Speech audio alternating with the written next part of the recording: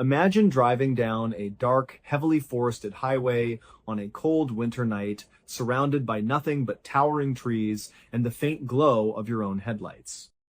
That was the reality for dozens of commuters traveling on the A3 highway in Surrey, England, on the evening of December 11th, 2002. Surrey is known for being one of the most heavily wooded counties in all of Great Britain, and at night, the thick forests on either side of the asphalt can feel incredibly claustrophobic. Around 7:20 p.m. on this particular night, the peace of that drive was completely shattered. The local police department began receiving a flood of frantic emergency calls from drivers on the highway. The callers were all describing the exact same terrifying scene. They said there was a motorist driving with absolute madness on the road. This driver had their high beams on, completely blinding anyone in front of them, and they were weaving wildly in and out of the heavy traffic. The car was traveling at an incredibly high speed, tailgating people and nearly causing multiple pileups. And then, just a few minutes later, several of the callers reported something even more horrifying. They had actually watched this reckless car veer completely off the asphalt, hurtle down the steep, grassy embankment on the side of the highway, and plunge directly into the thick, dark tree line. To the callers, it looked like a catastrophic high-speed crash, and they were certain that whoever was inside that vehicle was either severely injured or dead. And so, the police department immediately dispatched a couple of officers to the scene to investigate. When the two officers arrived at the stretch of the A3 where the callers had reported the crash, they turned on their spotlight and began driving slowly along the shoulder. But the problem was, they couldn't see anything. There were no tire tracks in the grass, no broken branches on the trees, no debris on the ground, and no smoke rising from the forest. It was just a quiet, dark stretch of highway with normal traffic passing by. They drove up and down the road several times, shining their lights into the darkness, but there was absolutely no sign of an accident. At this point, if only one person had called, the officers would have assumed it was a mistake or a prank. But because so many different drivers had called in to report the exact same thing at the exact same time, the officers knew they couldn't just give up and go back to the station. They decided to park their patrol car on the shoulder, get out, and continue their search on foot. They turned on their high-powered flashlights and began walking along the edge of the dense forest, shining their lights directly into the thick brush. The woods were incredibly dense, and the winter darkness seemed to swallow the light from their torches. They walked for quite a while, their boots crunching on the frozen grass, searching for any indication that a vehicle had crashed into the trees. And then, after walking a significant distance, one of the officers stopped. His flashlight had caught a tiny glint of something reflective deep in the woods. It looked like a piece of plastic or metal, which was completely out of place among the dirt and tree trunks. The two officers stepped off the shoulder, slid down the steep embankment, and pushed their way into the thick, overgrown tree line. As they got closer, they realized they had indeed found a car. It was a heavily damaged hatchback, completely wedged between two large oak trees and covered in dirt, dead leaves, and branches. It was totally invisible from the road. The officers immediately called for backup and ran toward the vehicle, preparing themselves to find a badly injured driver. They looked through the shattered glass of the driver's side window, but to their surprise, the driver's seat was completely empty. They walked around to the other side of the vehicle and saw that the front passenger door was swung wide open. And there, lying on the ground just outside the open door, was a body. But when the officers shone their flashlights onto the body, they froze in complete disbelief. What they were looking at made absolutely no sense at all. To understand why these officers were so completely caught off guard, we have to go back 5 months in time to the night of July 16th, 2002. On that warm summer night, a 21-year-old man named Christopher Brian Chandler was sitting in a pub in West London, finishing up a beer. This pub was located about an hour north of that stretch of the A3 highway in Surrey where the crashed car had just been found. Christopher was at the pub with a close friend, and it was supposed to be a fun night out. But as the hours passed, Christopher began to feel incredibly anxious. He couldn't sit still, and he kept staring nervously at the door. It turns out Christopher was actually a wanted man. The police in London were actively searching for him in connection with a robbery, and because of this, Christopher hated staying in one place for too long. He was terrified that the authorities would walk through the door at any second. He was being so secretive that the only people who even knew his whereabouts that night were the friend sitting across from him and his brother, whom Christopher had called earlier in the evening. Eventually, the paranoia became too much for Christopher to handle. He told his friend that he had to leave immediately. He said goodbye, walked out of the pub, got into his car, and began driving south. But Christopher never arrived at his destination. He simply disappeared, and nobody heard from him again. Christopher's brother eventually went to the police and reported him missing. But the problem was, the brother knew Christopher was wanted for robbery, so he assumed Christopher had just gone on the run to escape the law. The police felt the exact same way. They figured Christopher was actively trying to elude them, so they didn't put much effort into searching for him. The missing person report was filed away, and everybody just moved on. Fast forward to 5 months later, on December 11th, when those frantic drivers called the police about the reckless car crashing into the woods. When the two officers stood over the body they had found in the forest, they realized they were looking at Christopher's car. But when they looked down at the body lying next to the open passenger door, they saw that it was not a fresh casualty of a recent crash. It was almost entirely a skeleton. The flesh had completely decayed, the clothes were weathered, and it was obvious that this person had been dead for months. The forensic investigators who arrived at the scene would later confirm that the skeletal remains did indeed belong to Christopher Brian Chandler. They estimated that he had died on the very night he disappeared 5 months earlier on July 16th. This meant that Christopher had crashed his car and died in those woods in the middle of summer. But this realization created a mind-bending paradox. If Christopher had been dead in those woods for 5 months, who was driving the car that dozens of motorists saw tearing down the A3 that very night? Who was the reckless driver who veered off the road and crashed into the embankment at 7:20 p.m. on December 11th? The Surrey police tried to explain this by saying it was all just one massive, unbelievable coincidence. Their official theory was that there actually was a reckless driver on the highway that night, but that driver had somehow managed to recover from their near crash, pull back onto the road, and drive away undetected. And then, by sheer luck, when the police went searching that specific area of the woods, they just happened to stumble upon Christopher's 5-month-old crash site. But the problem was, several of the callers had been very specific. They didn't just see a car drive erratically, they watched it go over the embankment and crash into the trees in real time. And when the police searched that exact spot, they found Christopher's car, which had all the hallmarks of a fresh, violent impact, yet the driver had been dead for half a year. To this day, there is no logical explanation for how those drivers witnessed a crash happening in real time that had actually occurred 5 months in the past. It remains one of England's most famous and haunting mysteries, known to the public as the A3 ghost crash. Now, our next story takes us to northern France, to a quiet, picturesque little village where life moved at a very slow and peaceful pace. On the morning of August 2nd, 2017, 2 men were sitting together inside a local bar, laughing, drinking, and talking. These 2 men were Lucien Perrault and Olivier Boudin. Even though there was a massive age difference between them, with Lucien being 69 years old and Olivier being 38, the 2 were absolutely inseparable. The locals in the village actually referred to them as father and son because they were always together, looking out for one another.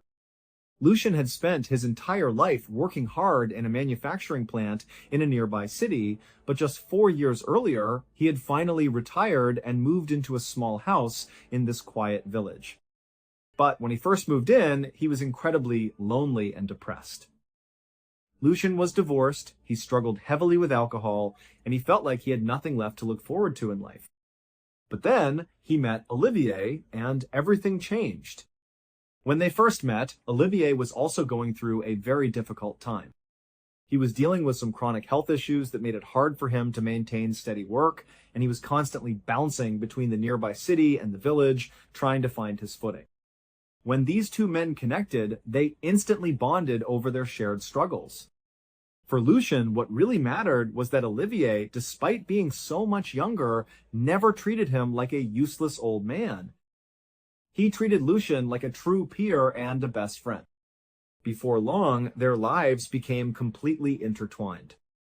They created a daily routine of meeting up, walking through the village, and helping each other out, which gave both of them a brand new sense of purpose and joy. On this particular morning, as they sat in the local bar, they began talking about what they wanted to do that night. They decided they would have a nice summer barbecue at Lucien's house. Lucien would grill up some beautiful beef ribs, and they would sit out on his back garden patio, drink some wine, and spend the evening enjoying the warm summer air. It sounded like a wonderful, simple plan. In fact, the bartender would later recall overhearing their conversation and remembering just how incredibly excited both men seemed about their upcoming cookout. And so, that evening, Olivier and Lucien arrived at Lucien's house and headed out to the backyard patio. Lucien had gone to the trouble of setting up a lovely scene. He had placed a small round table on the patio and covered it with a classic red and white checkered tablecloth. On the table, he set out an open bottle of wine, some fresh cheese, and a baguette. Olivier sat down at the table, pouring them some wine and enjoying the food, while Lucien walked over to the grill to start cooking up the beef ribs. Now, Lucien had a neighbor who lived very close by, whom we will call Marie. Marie's second-floor bedroom window directly overlooked Lucien's backyard patio. That night, as the sun began to set, Marie happened to glance out her window and saw the two men. They were playing music, laughing, and goofing around, having a great time. Marie was very used to seeing them spend time together, and she knew they often stayed up late, drinking and talking. She didn't want to be a nosy neighbor, so she simply closed her window to block out the noise, went to bed, and fell asleep to the distant sound of their music and laughter. The next morning, around 6 a.m., Marie woke up and looked out her window once again. She glanced down into Lucien's yard, and what she saw didn't surprise her at all. Lucien was still sitting perfectly upright at the round table, looking as though he might be eating or drinking. Olivier, however, was lying flat on his back on the ground next to the table, completely passed out. Marie chuckled to herself, thinking that the two men had clearly stayed up all night drinking, and Olivier had simply fallen asleep on the grass. She didn't want to judge them, so she decided to mind her own business and went about her morning. A few hours later, around 9 a.m., Marie left her house to go to another neighbor's property to feed their chickens while they were away for the day. As she walked past Lucien's yard, she glanced through the fence and saw that the scene had not changed at all. Lucien was still sitting at the table in the exact same position, and Olivier was still lying motionless on the grass. Marie started to feel a small twinge of concern, but she figured they were just sleeping off an incredibly heavy hangover, so she kept going, fed the chickens, and spent the morning doing her chores. But when Marie returned to her house around noon, she looked into the yard again, and this time she was genuinely alarmed. The sun was now high in the sky, and the summer heat was becoming intense. Yet, Lucien and Olivier had still not moved a single fraction of an inch. Lucien was still slumped at the table, and Olivier was still spread out on the grass. Marie realized that even if they were severely intoxicated, the blistering heat of the midday sun would have forced them to wake up by now. They were going to get severe heat stroke if they stayed out there any longer. And then Marie walked up to the edge of the yard and began shouting their names, trying to get them to wake up. But she got absolutely no response. Realizing that something was terribly wrong, Marie panicked. She ran to a nearby neighbor's house, told them what was happening, and together they grabbed several large pots of cold water. They ran back into Lucian's yard and threw the water over both men, hoping the sudden shock would wake them up from their drunken stupor. But when the cold water hit them, neither man flinched. They didn't move at all. Marie reached out and touched Lucian's arm, and she immediately realized they were cold. They were both dead. The next day, the local prosecutor made a public announcement stating that they were launching a full criminal investigation into the two men's deaths, which were being treated as highly suspicious. The prosecutor explained that it appeared Lucian and Olivier had died at the exact same time, leading investigators to believe this was either a double homicide or a tragic murder-suicide. The primary theory was that someone had put a deadly poison in their food or wine. The police began searching the patio for evidence. They found a can of beans that the men had been eating, along with the remains of the beef, the bread, and the wine. They immediately shipped the canned beans to a highly specialized medical institute in Paris to test for botulism, which is a rare and extremely lethal toxin that can grow inside improperly sealed canned goods. But a few days later, the results came back completely negative. There was no botulism. The police then sent the rest of the food and the wine to several other forensic laboratories to be tested for a wide range of chemical poisons, heavy metals, and toxic substances. But once again, every single test came back completely clear. There was absolutely nothing toxic in anything they had consumed. The investigators were completely baffled. There were no signs of a struggle, no physical injuries on either body, and no trace of poison. How could two best friends suddenly drop dead at the exact same moment in the middle of a peaceful backyard barbecue?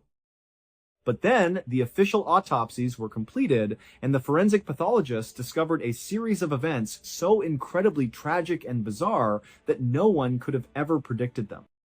It turned out that Lucian and Olivier were not murdered, nor was it a suicide. They had died due to an almost impossible combination of minor, non-fatal medical issues that collided in the worst possible way at the exact same moment. The autopsies revealed that Lucian had very poor dental health and was missing a large number of his teeth. Olivier, on the other hand, suffered from a condition called cardiomegaly, which meant his heart was slightly enlarged and fragile. While this condition was being monitored by doctors and was fully under control, it made his heart highly sensitive to sudden, extreme stress. On the night of August 2nd, these minor medical issues became a recipe for disaster. Lucian had grilled up a plate of tough beef ribs. Because he was missing so many teeth, he had a very hard time chewing the meat, but he was enjoying the food and the company so much that he was wolfing it down very quickly. At some point during the meal, Lucian swallowed a massive, unchewed chunk of the tough beef rib. The meat got securely lodged in his throat, completely blocking his airway. Lucian began to desperately choke, turning blue and gasping for air. Sitting right across from him, Olivier watched his best friend and father figure suddenly start dying in front of him. Olivier was immediately seized with an overwhelming wave of panic and terror. He jumped up from his chair, his adrenaline spiking as he prepared to run to his friend's aid. But the sheer shock, terror, and physical exertion of that sudden, high-stress moment was too much for Olivier's fragile, enlarged heart.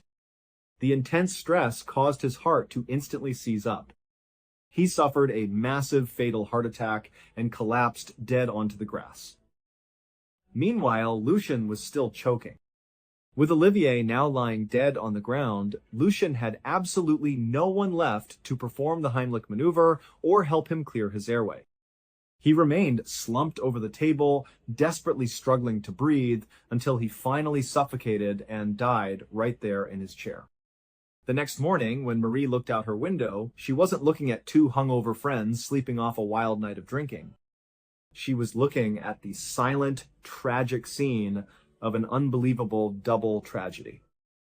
The two inseparable friends who had brought so much joy and meaning back into each other's lives had been taken away in a matter of minutes by a cruel freak sequence of events. Our third story takes us to the vast, beautiful, and incredibly treacherous waters off the northeastern coast of Australia. It was a little after 7 a.m. on the morning of April 15th, 2007, when three close friends launched a beautiful 35-foot white catamaran called the Kaz 2 from a local marina. They were setting off on what they all believed would be the ultimate adventure of their lives. The captain of the Kaz 2 was 56-year-old Des Batten. Des was a highly experienced, deeply responsible sailor who had spent months meticulously planning every single aspect of this journey. The two friends he was bringing along with him were Jim Tunstead, who was 63 years old, and Jim's older brother, Peter Tunstead, who was 69. These three men were not reckless risk-takers. They were stable, devoted family men who had all been happily married to their wives for over 30 years. Des had 2 children, Jim had 4, and Peter had 5. They were all either fully retired or right on the verge of retirement, and this voyage was meant to be a grand celebration of their hard work and the beginning of a peaceful new chapter in their lives. Their planned route was incredibly ambitious. They were going to sail the Kaz 2 from the northeastern side of Australia, travel all the way up and around the northern coast of the continent, and then head down the western coast to their final destination of Perth, where they all lived. The entire trip was scheduled to take about 8 weeks. The men were absolutely giddy with excitement at the prospect of spending 2 full months out on the open water, fishing, drinking cold beers, and enjoying each other's company. They had spent a lot of time and money preparing the boat to ensure it was completely safe and seaworthy. Shortly after they launched the boat on April 15th, Peter's wife called his cell phone to see how the departure had gone. When Peter answered, she could immediately hear the immense joy in his voice. In the background, she could hear Des and Jim laughing and joking around, clearly having the time of their lives. Peter told his wife that the weather was absolutely gorgeous, the water was as calm as glass, and they were about to set up their fishing rods and crack open some beers. It sounded like the absolute perfect start to their dream trip. Peter told his wife that he loved her, promised to keep her updated, and then they hung up the phone. Now, because Des was a highly experienced sailor and a member of a volunteer marine rescue group, he was absolutely obsessed with safety. He knew how quickly the ocean could turn deadly. Before they even set foot on the boat for the trip, Des made Jim and Peter go through multiple rigorous man-overboard drills on the Kaz 2. He wanted to make absolutely certain that if anyone fell into the water, the remaining crew members would know exactly how to operate the life-saving equipment and pull them back on board safely. They practiced these drills until they were completely second nature. Furthermore, when they charted their course, Des established a very strict rule. They would always sail close to the shoreline. They would never venture out into the deep, unpredictable open ocean because staying close to the coast meant they would always be within reach of help if an emergency arose. To document their journey, Jim had brought along a video camera, and around 10 a.m. on that first morning, he turned it on and began filming. In the video, which would later be recovered, the men look completely happy and relaxed. Des is at the helm, smiling warmly, while Peter sits nearby. In the background of the video, the Australian coastline is clearly visible, proving that they were strictly adhering to Des's safety rule of staying close to the shore. But just a few hours after Jim stopped recording that video, things began to take an incredibly strange turn. A woman named Isabel Wheeler, who did not know the three men and had never seen the Kaz 2 before, was fishing from the shore in an area called Champagne Bay. As she looked out over the water, she spotted a beautiful white 35-foot catamaran sailing from east to west along the horizon. She watched it for a little while, but then she saw the boat make a sudden, sharp 90-degree turn. Instead of continuing along the safe, planned route near the coast, the catamaran began sailing directly out towards the deep, open ocean, away from the safety of the land. Isabel didn't think much of it at the time, as she had no idea about the men's strict safety rules, so she just went back to fishing. But the problem was, the very next day, April 16th, two other independent witnesses, who also didn't know the crew, were looking out over the water near Champagne Bay. Quite incredibly, they both spotted the Kaz-2 sailing from east to west in the exact same spot where Isabel had seen it the day before. Now, this made absolutely no sense. The Kaz-2 was on a strict point-to-point journey to Perth. There was absolutely no reason for them to double back and spend 24 hours sailing in circles in the exact same bay. But the witnesses were certain of what they saw. And then, on the following day, April 17th, a group of local fishermen were working in the waters farther north of Champagne Bay. They saw the Kaz-2 navigating its way incredibly close to the shore, but the fishermen were deeply concerned because the area the catamaran was sailing through was a notorious, highly dangerous coral reef system. One wrong move could easily rip the bottom of the boat open. Furthermore, the fishermen noticed that the boat's massive sails were completely torn to shreds, flapping wildly in the wind. However, as they watched the boat, they saw a Mei standing at the helm, calmly steering the vessel through the dangerous reefs. The pilot looked so completely in control of the boat that the fishermen assumed he knew exactly what he was doing, so they decided not to intervene or report it. Then came April 18th. A Coast Watch surveillance helicopter was flying its routine patrol over the Great Barrier Reef when the crew looked down and spotted the Kaz-2. The helicopter crew immediately noticed that the catamaran's sails were badly damaged and the boat was navigating through some very treacherous, shallow waters. The helicopter crew tried to contact the Kaz-2 over the marine radio, calling them multiple times to ask if they needed assistance. But there was only silence on the radio. No one answered. The helicopter crew watched the boat through binoculars. They could see a figure at the helm, steering the boat expertly between the coral reefs. Because the pilot seemed to have the situation under control, and because they didn't see any obvious signs of distress, the helicopter crew decided not to initiate a full-scale rescue. However, they did feel that the situation was strange enough to warrant a check, so they contacted the marine police and gave them the boat's coordinates, suggesting they send a patrol boat out to make contact. But when the marine police finally reached the designated area, the Kaz-2 was gone. The police immediately began looking into the boat's registration and contacted the families of Des, Jim, and Peter. The families were frantic. They told the police that except for the brief phone call Peter had made to his wife on the morning of April 15th, not a single one of them had heard from the men. They had gone completely silent. They hadn't answered any phone calls, and they hadn't checked in as planned. At this point, the authorities realized they were dealing with a major emergency. A massive air and sea search was launched, utilizing multiple planes, helicopters, and boats to scan the vast ocean. 2 days later, on April 20th, a search helicopter spotted the Kaz-2 floating about 80 miles off the northeastern coast of Australia. The boat's tattered sails were flapping in the wind, and it was drifting listlessly, spinning slowly in circles. From the air, the rescue crew could see that the deck of the catamaran was completely empty. The searchers had no idea what they were dealing with. It was entirely possible that the boat had been boarded by pirates or smugglers, and that Des, Jim, and Peter were being held hostage down below. Or perhaps the men had been killed, and the perpetrators were still hiding inside the cabin, waiting to ambush anyone who approached. Despite the immense danger, a brave rescue officer named Corey Benson volunteered to board the vessel. Corey was lowered from the helicopter into the ocean. He swam through the choppy water, reached the side of the drifting catamaran, and climbed up the ladder onto the deck.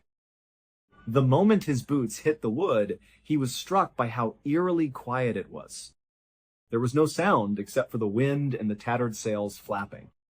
There was no sign of a struggle, no blood, and no damage to the boat's hull. Corey began to slowly search the deck. As he walked, he started finding clues that indicated the crew had been active just minutes before. He found a fishing rod cast out into the water, securely locked into its holder on the side of the boat, as if someone had been waiting for a bite. On a small outdoor table, there was a blue mug filled with coffee, sitting there undisturbed. On a deck chair, a t-shirt was neatly folded with a pair of reading glasses resting on top of it. Everything looked completely normal, as if the men had just stepped away for a brief moment. Corey walked to the helm and found that the boat's GPS was fully functional and the engine was actually still running, idling quietly. Corey reached over and turned the key, shutting the engine down. Now Corey had to face the most terrifying part of his mission, searching the cabin below. He knew that if there were hostile hijackers on board, they would be waiting for him down there. He drew a deep breath, walked down the short flight of stairs, and opened the door to the cabin. He stepped into a small, neat, common area that served as a kitchen and living space. On the table, he saw a newspaper dated April 15th, the day the men had set sail. On the wall, a calendar had days crossed off up until April 14th, but April 15th was untouched. On another table, a laptop computer was open, plugged in, and fully powered on, showing a screen that looked like someone had just been using it. Nearby, there were plates of food set out, looking relatively fresh, as if a meal had just been prepared and was about to be eaten. Corey looked into the sleeping quarters and saw that the beds had been slept in, and the men's personal belongings, including their wallets, cash, identification, and life jackets, were all sitting exactly where they should be. But Des, Jim, and Peter were nowhere to be found. They had completely vanished from the face of the earth, leaving behind a perfectly functional boat with a running engine, food on the table, and all of their safety gear untouched. A massive investigation was launched to try and piece together what had happened on the Kaz-2. But the deeper the investigators dug, the more confusing the mystery became. Why had the boat been seen turning out toward the open ocean, directly violating the captain's strict safety rules? Why had it been seen doubling back and sailing in circles in Champagne Bay for 24 hours?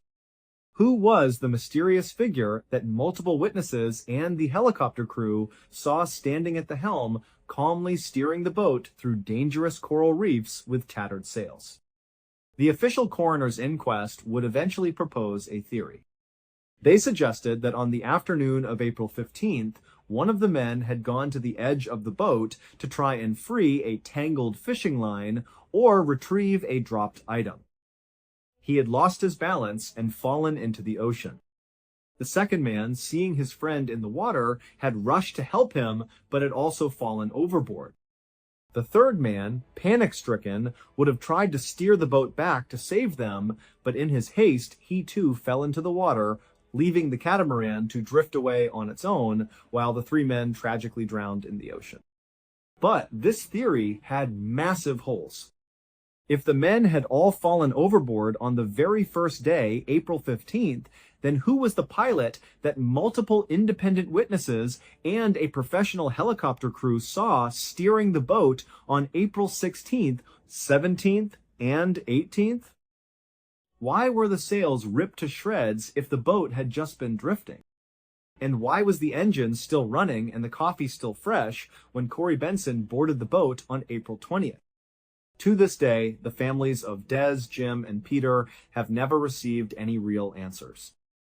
The three men, and whatever truly happened to them out on the water, remain lost to the sea, leaving behind one of the most baffling maritime mysteries in modern history.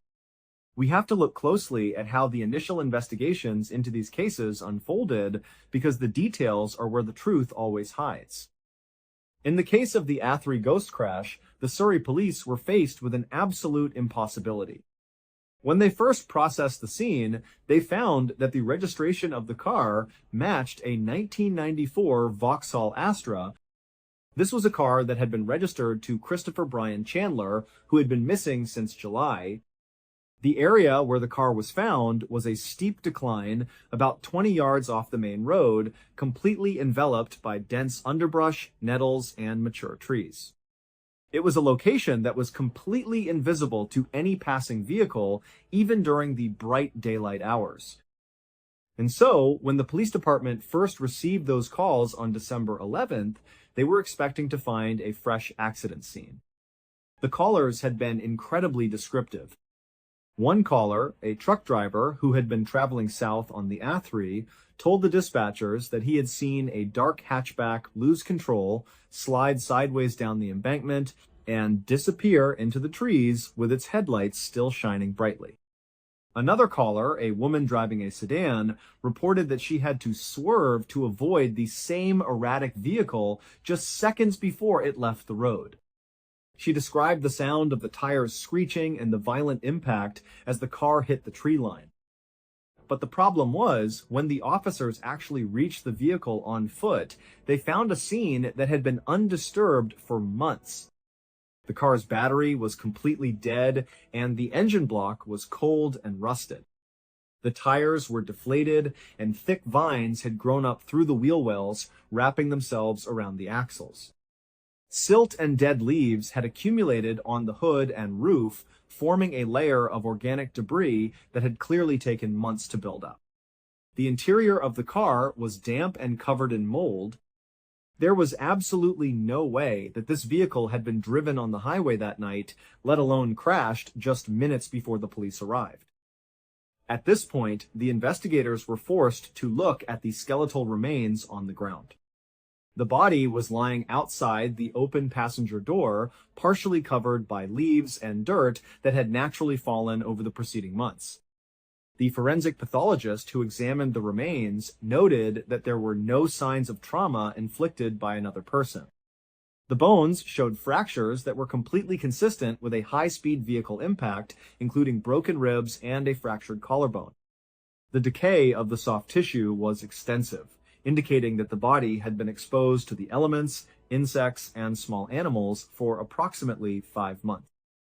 This timeline matched perfectly with the date of Christopher's disappearance on July 16th. It turns out the police's initial theory that Christopher had gone on the run to escape his robbery charge was technically correct in terms of his motivation, but tragically wrong in terms of his fate.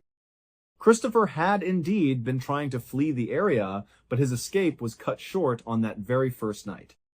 He had been driving down the A3 in the middle of the night, likely speeding and paranoid that he was being followed, when he lost control of his vehicle and crashed into the dense woods. The impact had likely thrown him toward the passenger side, or he had managed to crawl out of the open door in a desperate attempt to find help before collapsing and dying in the dark forest. Because the woods were so dense, his car and his body remained hidden just yards from one of the busiest highways in England, completely unnoticed by the thousands of drivers who passed by every single day. But the problem was, this did not explain the calls on December 11th. The Surrey police maintained that the reports of a reckless driver and a crash that night were simply a bizarre coincidence. They argued that a different, unidentified vehicle must have been driving erratically on the highway, veered off the road, and then somehow recovered and drove away, leaving no tracks behind. But the callers had been very specific about the exact location of the crash. They had pointed the police directly to the spot where Christopher's car had been sitting for 5 months. It was almost as if a spectral reenactment of the crash had occurred, a phantom event that forced the authorities to finally look into the woods and find the young man who had been missing for half a year, allowing his family to finally have some closure. When we look at the tragedy in northern France, we see a similarly baffling sequence of events that initially pointed toward a terrible crime. On the afternoon of August 3rd, 2017, the small village was completely cordoned off by the local gendarmerie. The news that Lucien Perrault and Olivier Boudin had been found dead on the patio had sent shockwaves through the community. Because they were so well liked and had no known enemies, the villagers could not comprehend what had happened. The initial investigation focused heavily on the physical evidence found on the red and white checkered tablecloth. The police found the open bottle of red wine, which was half empty, 2 glasses, a partially eaten baguette, a plate of local cheese, and the remains of the grilled beef ribs. There was also a can of white beans that had been opened and partially consumed. Because there were no visible signs of violence on either Lucien or Olivier, the detectives immediately suspected that the men had been poisoned. And so, the police collected all the foodstuffs from the table and sent them under tight security to the forensic laboratories in Paris. The primary suspect was botulism, a highly potent neurotoxin produced by the bacterium Clostridium botulinum, which can thrive in improperly preserved or expired canned goods. If a person consumes food contaminated with botulism, the toxin quickly attacks their nervous system, causing paralysis, respiratory failure, and death within a very short period of time. Because the men had been eating canned beans, this seemed like the most logical explanation for their simultaneous deaths. But the problem was, the laboratory analysis came back completely negative for botulism. The scientists also tested the wine, the cheese, the baguette, and the beef for other common poisons, such as arsenic, cyanide, strychnine, and modern pesticides. Again, every single test was negative. The food was perfectly safe to eat, and the wine was completely untainted. There was no chemical explanation for why these 2 men had died. At this point, the investigators were forced to wait for the results of the autopsies, which were performed at the Forensic Institute in Amiens. When the medical examiner completed his examination, the pieces of this bizarre puzzle finally started to fall into place, revealing a sequence of physical events that was almost too tragic to believe.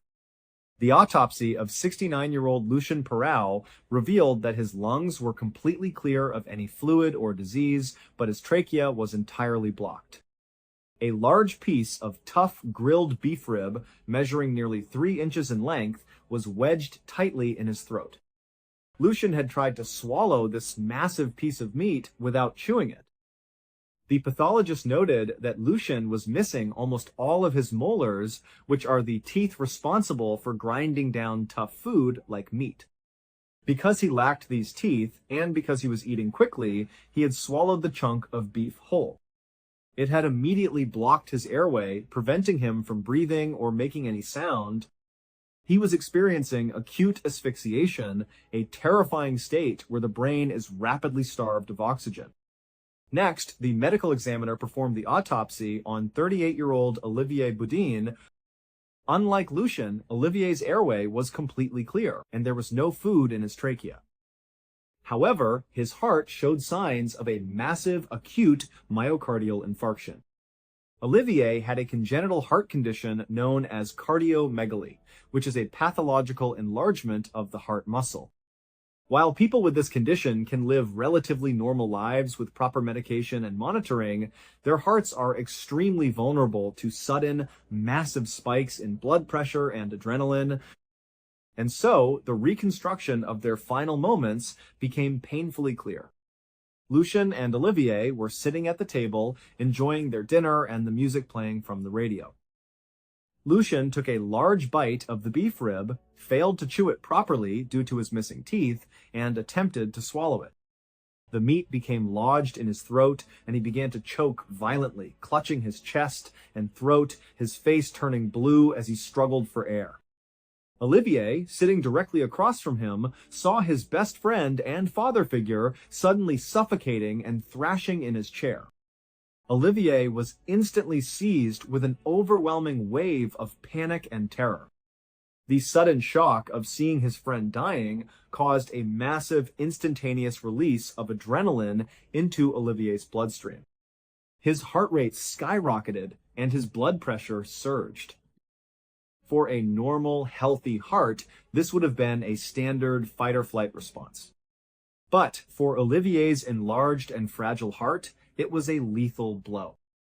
The cardiac muscle simply could not handle the sudden, violent surge of pressure. His heart went into ventricular fibrillation and seized up completely. Olivier suffered a massive heart attack, collapsed backward onto the grass, and died within seconds. Lucian, who was still desperately struggling to dislodge the meat from his throat, was now left completely alone. He had watched his younger friend suddenly collapse onto the ground, unable to help him.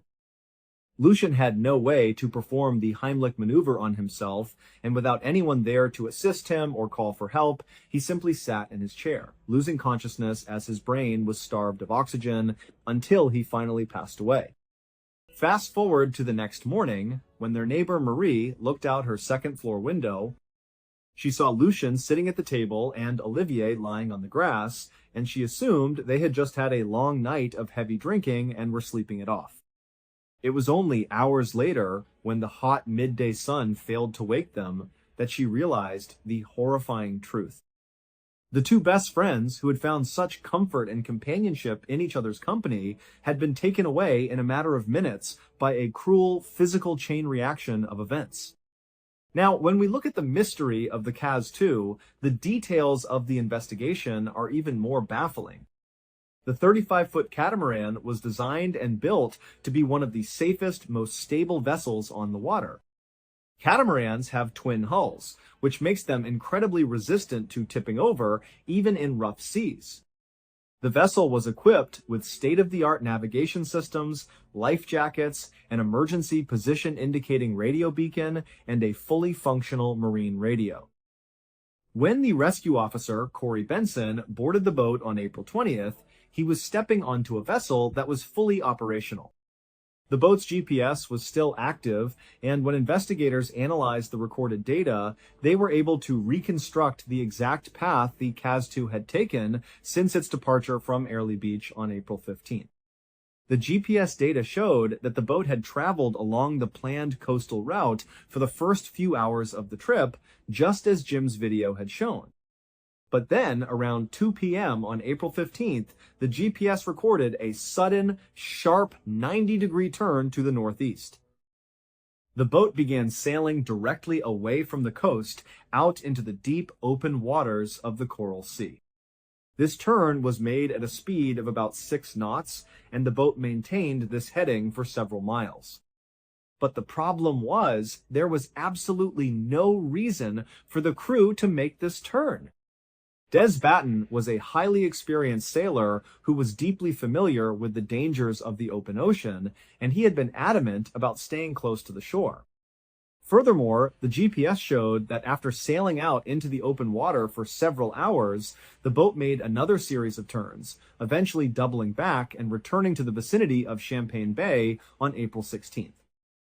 This matched perfectly with the testimonies of the witnesses.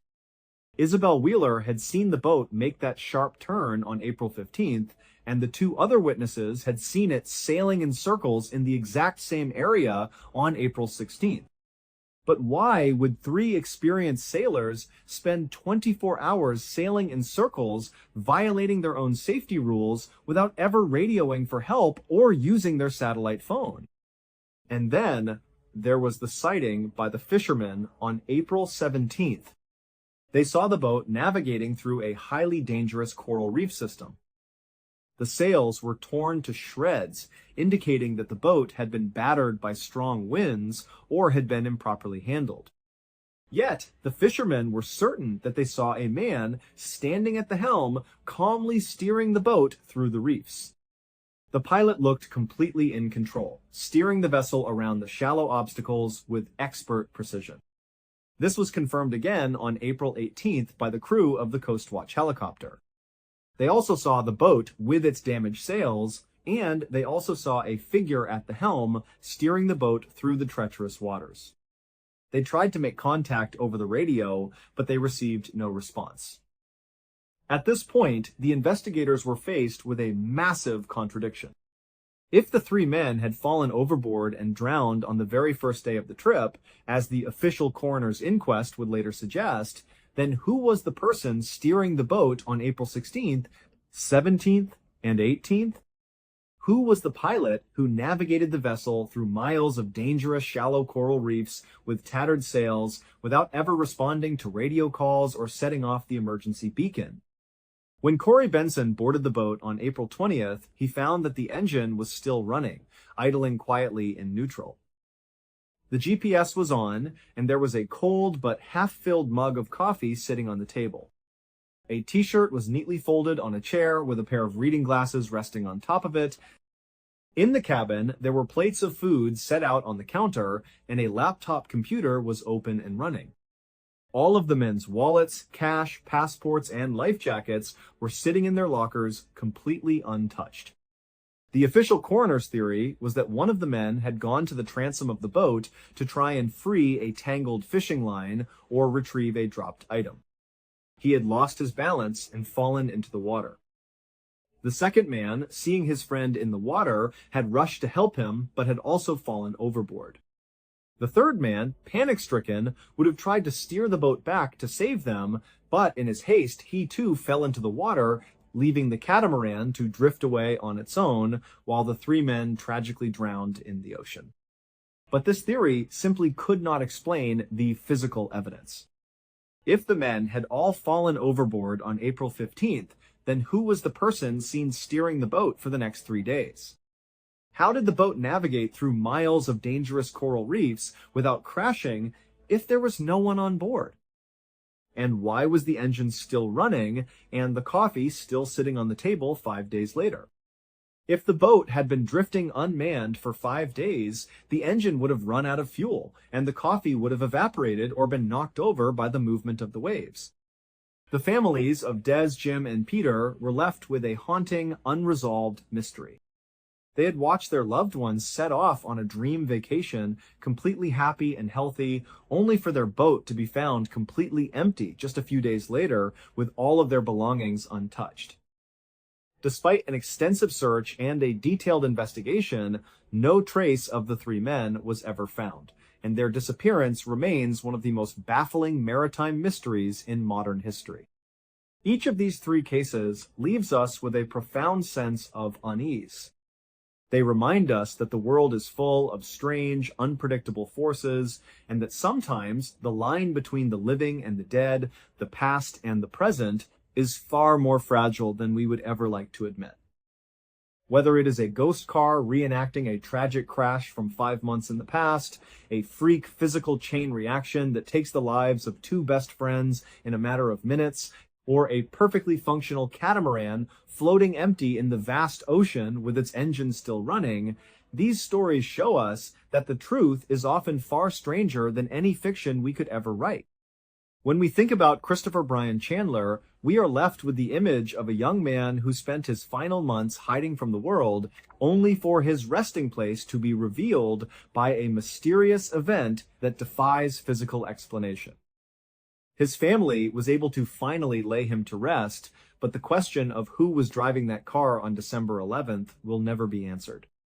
For Lucien Perrault and Olivier Boudin, their lives were defined by a deep, unlikely friendship that brought warmth and meaning to their final years. Their sudden, simultaneous deaths were not the result of a violent crime or a malicious act, but rather a tragic physical coincidence that joined them in death just as they had been joined in life. And for the families of Des Batten, Jim Tunstead, and Peter Tunstead, the ocean remains a vast, silent vault that holds the secret of their loved ones' final moments. The Caz 2 continues to drift in the memories of those who knew them, a beautiful white catamaran sailing forever into the unknown, leaving behind only tattered sails and unanswered questions. The investigations have long since closed, the official reports have been filed away in dusty archives, and the locations where these events took place have returned to their quiet, normal routines. The A3 highway is still crowded with daily commuters driving past the trees where Christopher's car once sat. The small village in northern France still enjoys its quiet summer evenings, though the patio next to Marie's window remains empty.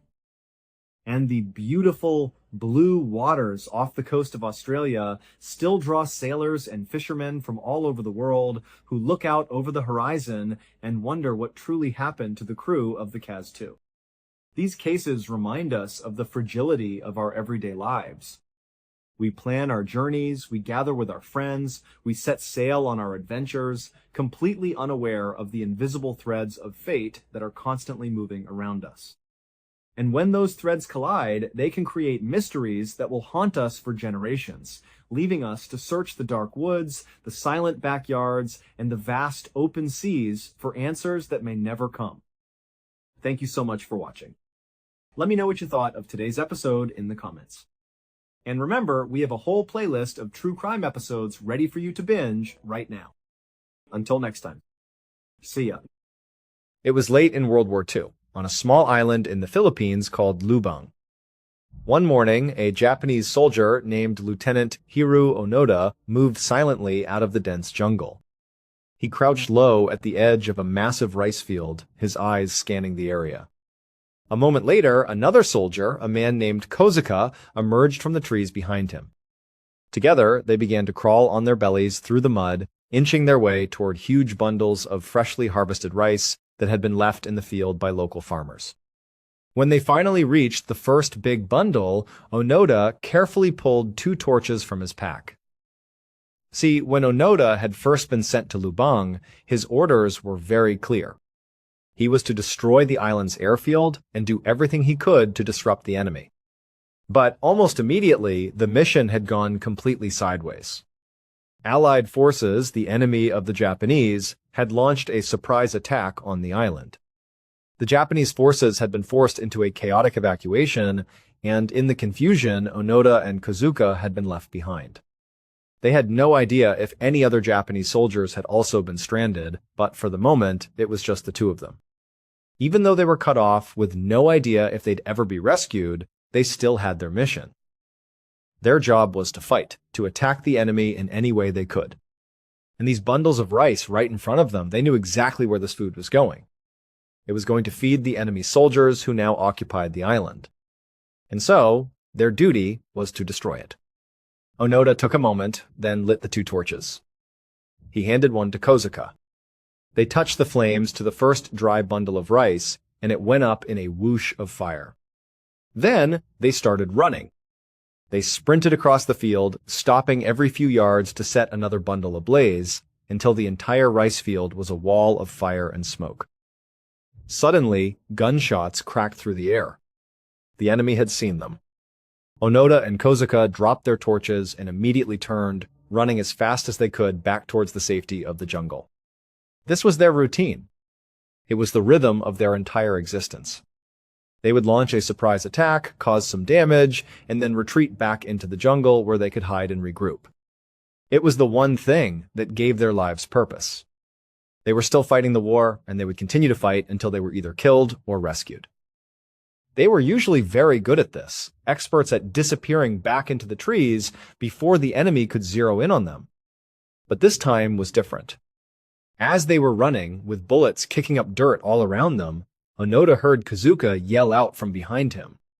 He turned just in time to see his only companion fall hard to the ground. A few weeks later, Onoda was alone. He was making his patrol along the north side of the island, just as he always did, but the silence was heavy. Kozuka had been shot and killed during their raid on the rice field. Onoda was now, almost certainly, the last Japanese soldier left on the entire island. He knew that his honor demanded he keep fighting, even by himself. But doing it alone was a whole different kind of battle. He was exhausted. He was depressed. He was surviving on stolen banana peels and whatever scraps he could get from the local farms. It was a truly miserable way to live. And things were getting worse. Ever since the Allied forces had killed Kozuka, they had somehow learned Onoda's name. They had intensified their operations, and now they were hunting for him specifically. Onoda had been forced to abandon his jungle camp and move into a small, hidden underground cave he'd found. But even there, he couldn't escape. He could hear the constant drone of fighter jets flying low overhead, searching for him. Sometimes patrols of enemy soldiers would push into the jungle near his cave. He could hear them calling out his name, telling him to stop hiding and surrender. On this particular day, as Onoda was on patrol, he heard voices up ahead. He instantly dropped into a crouch, hiding behind a large boulder. Soon, 3 enemy soldiers walked into view. They had no idea he was there. Their rifles were slung casually over their shoulders, and they were laughing and joking with each other. But Onoda started to panic. He knew that sooner or later they would spot his footprints in the mud. They would track him right back to his hiding spot. A part of him, a very tired part, was ready for it all to be over, even if it meant being captured. But his training, his sense of duty, took over. He forced himself to raise his rifle, take careful aim, and fire. Months went by. Onoda could tell by the air and the trees that it was springtime. It had been weeks since he had seen any enemy soldiers on his patrols. He was holed up in his underground cave, rereading a worn-out letter he had kept from his family back home. Suddenly, he heard movement directly above him. Then, a voice called out his name. Onoda's instincts kicked in. He grabbed his rifle, ready to scramble out of the cave and start shooting. But before he could move, the person above ground began to speak again. And as Onoda listened, he realized he knew that voice. It was not an enemy soldier. Slowly, cautiously, Onoda crawled out of his cave. When he saw the person standing there, the person who had been speaking to him, he just broke down and started to weep.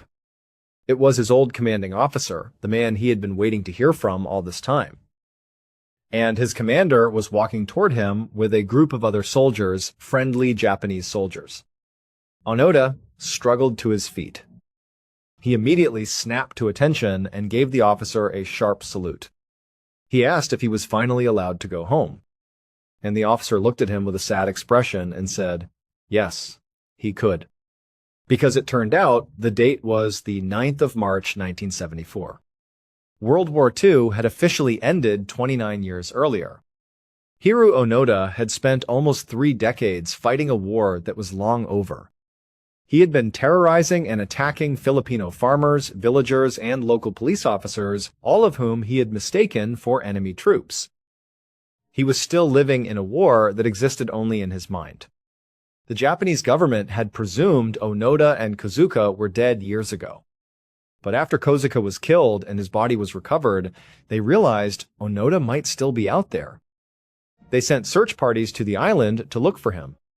But Onoda had seen these search parties as enemy trickery, attempts to capture him. He had hidden from every single one of them.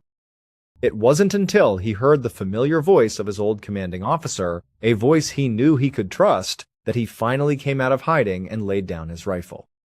When Onoda finally returned to Japan, he was given a hero's welcome. But the celebration was complicated. Innocent people had died because he was on that island, believing he was still at war. He had been a hero in his own mind, but in reality, he had been terrorizing innocent people even if he didn't know it. The whole situation was incredibly sensitive. In the end, Onoda wrote an autobiography called No Surrender. He later became a rancher and moved to Brazil, where he lived until he passed away from heart failure in 2014. Around 11 o'clock at night on the 19th of April, 1958, a 22-year-old man named Frank Esco was driving his pickup truck along a coastal road in Santa Cruz, California. He had 2 of his friends with him in the truck. The road they were on was called West Cliff Drive. It was a beautiful, scenic road that snaked along the top of a cliff right next to the Pacific Ocean. During the day, the view was absolutely amazing. But tonight, Frank couldn't see much of anything. It was pitch black, and the road had no streetlights. The amazing view was completely lost in the darkness. Frank glanced over at his friends. They were both slumped over, half asleep. And to be honest, Frank was pretty close to nodding off himself. All 3 of them were completely exhausted. They had woken up early that morning, driven 50 miles from their hometown to Santa Cruz, and then spent the entire day out on the beach. Now, they were all just desperate to get home and climb into their beds. Frank, in particular, was really anxious to get back. His wife, Margaret, always waited up for him. And right now, she was pregnant with their first child. He really didn't want to keep her waiting all night. So Frank pushed his foot a little harder on the gas pedal. He sped along the dark road, trying to enjoy what little he could see of the ocean and listening to the sound of the waves crashing below. He started thinking about his wife and their baby on the way. But as he drove, he came up on a sharp curve in the road that he just didn't see in the dark. He was going way too fast. He slammed on the brakes, and the truck began to slow down, but not nearly fast enough. He jerked the steering wheel hard, trying to fight the momentum, but it was too late. The truck spun completely out of control. Frank heard his friends wake up and start screaming. He was desperately trying to keep the truck on the road, trying to pull it away from the edge of the cliff, but it was like the truck had a mind of its own. It just kept spinning towards the edge. In the last second, Frank looked out his driver's side window and saw his headlights flash across the metal guardrail, the only thing separating them from the cliff. He knew in that moment there was nothing more he could do. They slammed into the barrier with a huge crash. He felt the truck lurch forward, smashing right through the metal, and then suddenly they were weightless. He and his friends were falling off the cliff, plummeting down toward the dark ocean below. In that split second, as they were literally falling through the air, Frank squeezed his eyes shut and just screamed along with his friends. He was expecting the truck to hit the water any second. He imagined cold ocean water pouring in through the windows, the truck sinking to the bottom, and all of them drowning, completely helpless. But then, amazingly, Frank felt the truck slam into something incredibly hard. It was definitely not water. And just like that, they weren't falling anymore. There was no water pouring into the cab. Frank was completely disoriented from the impact and the darkness. He couldn't really see what was going on, but he did a quick check on himself. He seemed to be okay. He looked over at his friends, and they were also completely shaken up, but they were alive. Everyone was physically okay. Frank frantically asked them, "Are you guys good?" And his friends, still in shock, managed to say, "Yeah, we're good." Then, almost instinctively, one of his friends on the passenger side slowly opened his door. He carefully leaned out to try and see what had just happened. After a moment, the friend looked back at the other two and just said, "We're stuck on a ledge. We got caught on a ledge." For a second, all three of them just froze. It felt like if any of them moved too much, the truck might rock off the ledge and fall the rest of the way down. But the friend looked out again and said it seemed like they were stable. By some absolute miracle, they had only fallen about 20 feet down the cliff. They had landed on a wide rock ledge that jutted out from the cliff face instead of crashing all the way down into the ocean. Hitting that ledge had almost certainly saved their lives. Frank was so relieved, so amazed at their incredible luck, that he just started to laugh. All they had to do now was carefully climb out of the truck and find a way to flag down a car on the road just 20 feet above them. They were going to be okay. So, Frank's two friends climbed all the way out of the truck. They stood on the rocky ledge on the passenger side, just looking out at the ocean, thanking their lucky stars that they had survived such a horrible crash. Frank wanted to get out and join them. He decided to go out his own door, the driver's side door. But when he tried to open it, he found that it was jammed shut from the impact. So instead, he started to roll down his window so he could climb out that way. At the exact same time Frank was doing this, his friends who were standing out on the ledge turned around to look at him and see what he was doing. Through the windows of the truck, they could really only see his shadowy shape in the darkness. But they watched as he was clearly climbing out of his window, getting ready to join them on the ledge. But the instant he climbed out on the other side of the truck, the moment his body was clear of the window, it was like Frank just vanished. He was there 1 second and gone the next. For a moment, his friends were just confused. One of them called out, "Frank, where did you go? Where are you?" But there was no response. Just silence. So, very carefully, the two friends began to walk around the front of the truck to see what Frank was doing. And when they got to the other side and they saw what was there where Frank should have been standing, they were absolutely horrified. It would turn out the ledge that Frank and his friends had landed on, the very one that had just saved their lives, was not a completely solid surface. Specifically, it was porous. And in one particular spot, there was a hole. A hole just big enough for a person to fall through. And that hole was located on the immediate outside of the driver's side of the truck. That hole, the one that Frank couldn't see in the darkness when he jumped out of his window, was the entrance to an underwater sea cave. Frank had survived the incredible fall, only to fall straight into this dark cave. He had no idea what had happened. He found himself in a network of dark, wet tunnels. There was a little bit of water on the floor, but it wasn't very deep yet. He started trying to find a way out, but he quickly got lost inside the confusing maze of tunnels. His friends were up on the ledge, screaming his name. Rescuers showed up a little while later.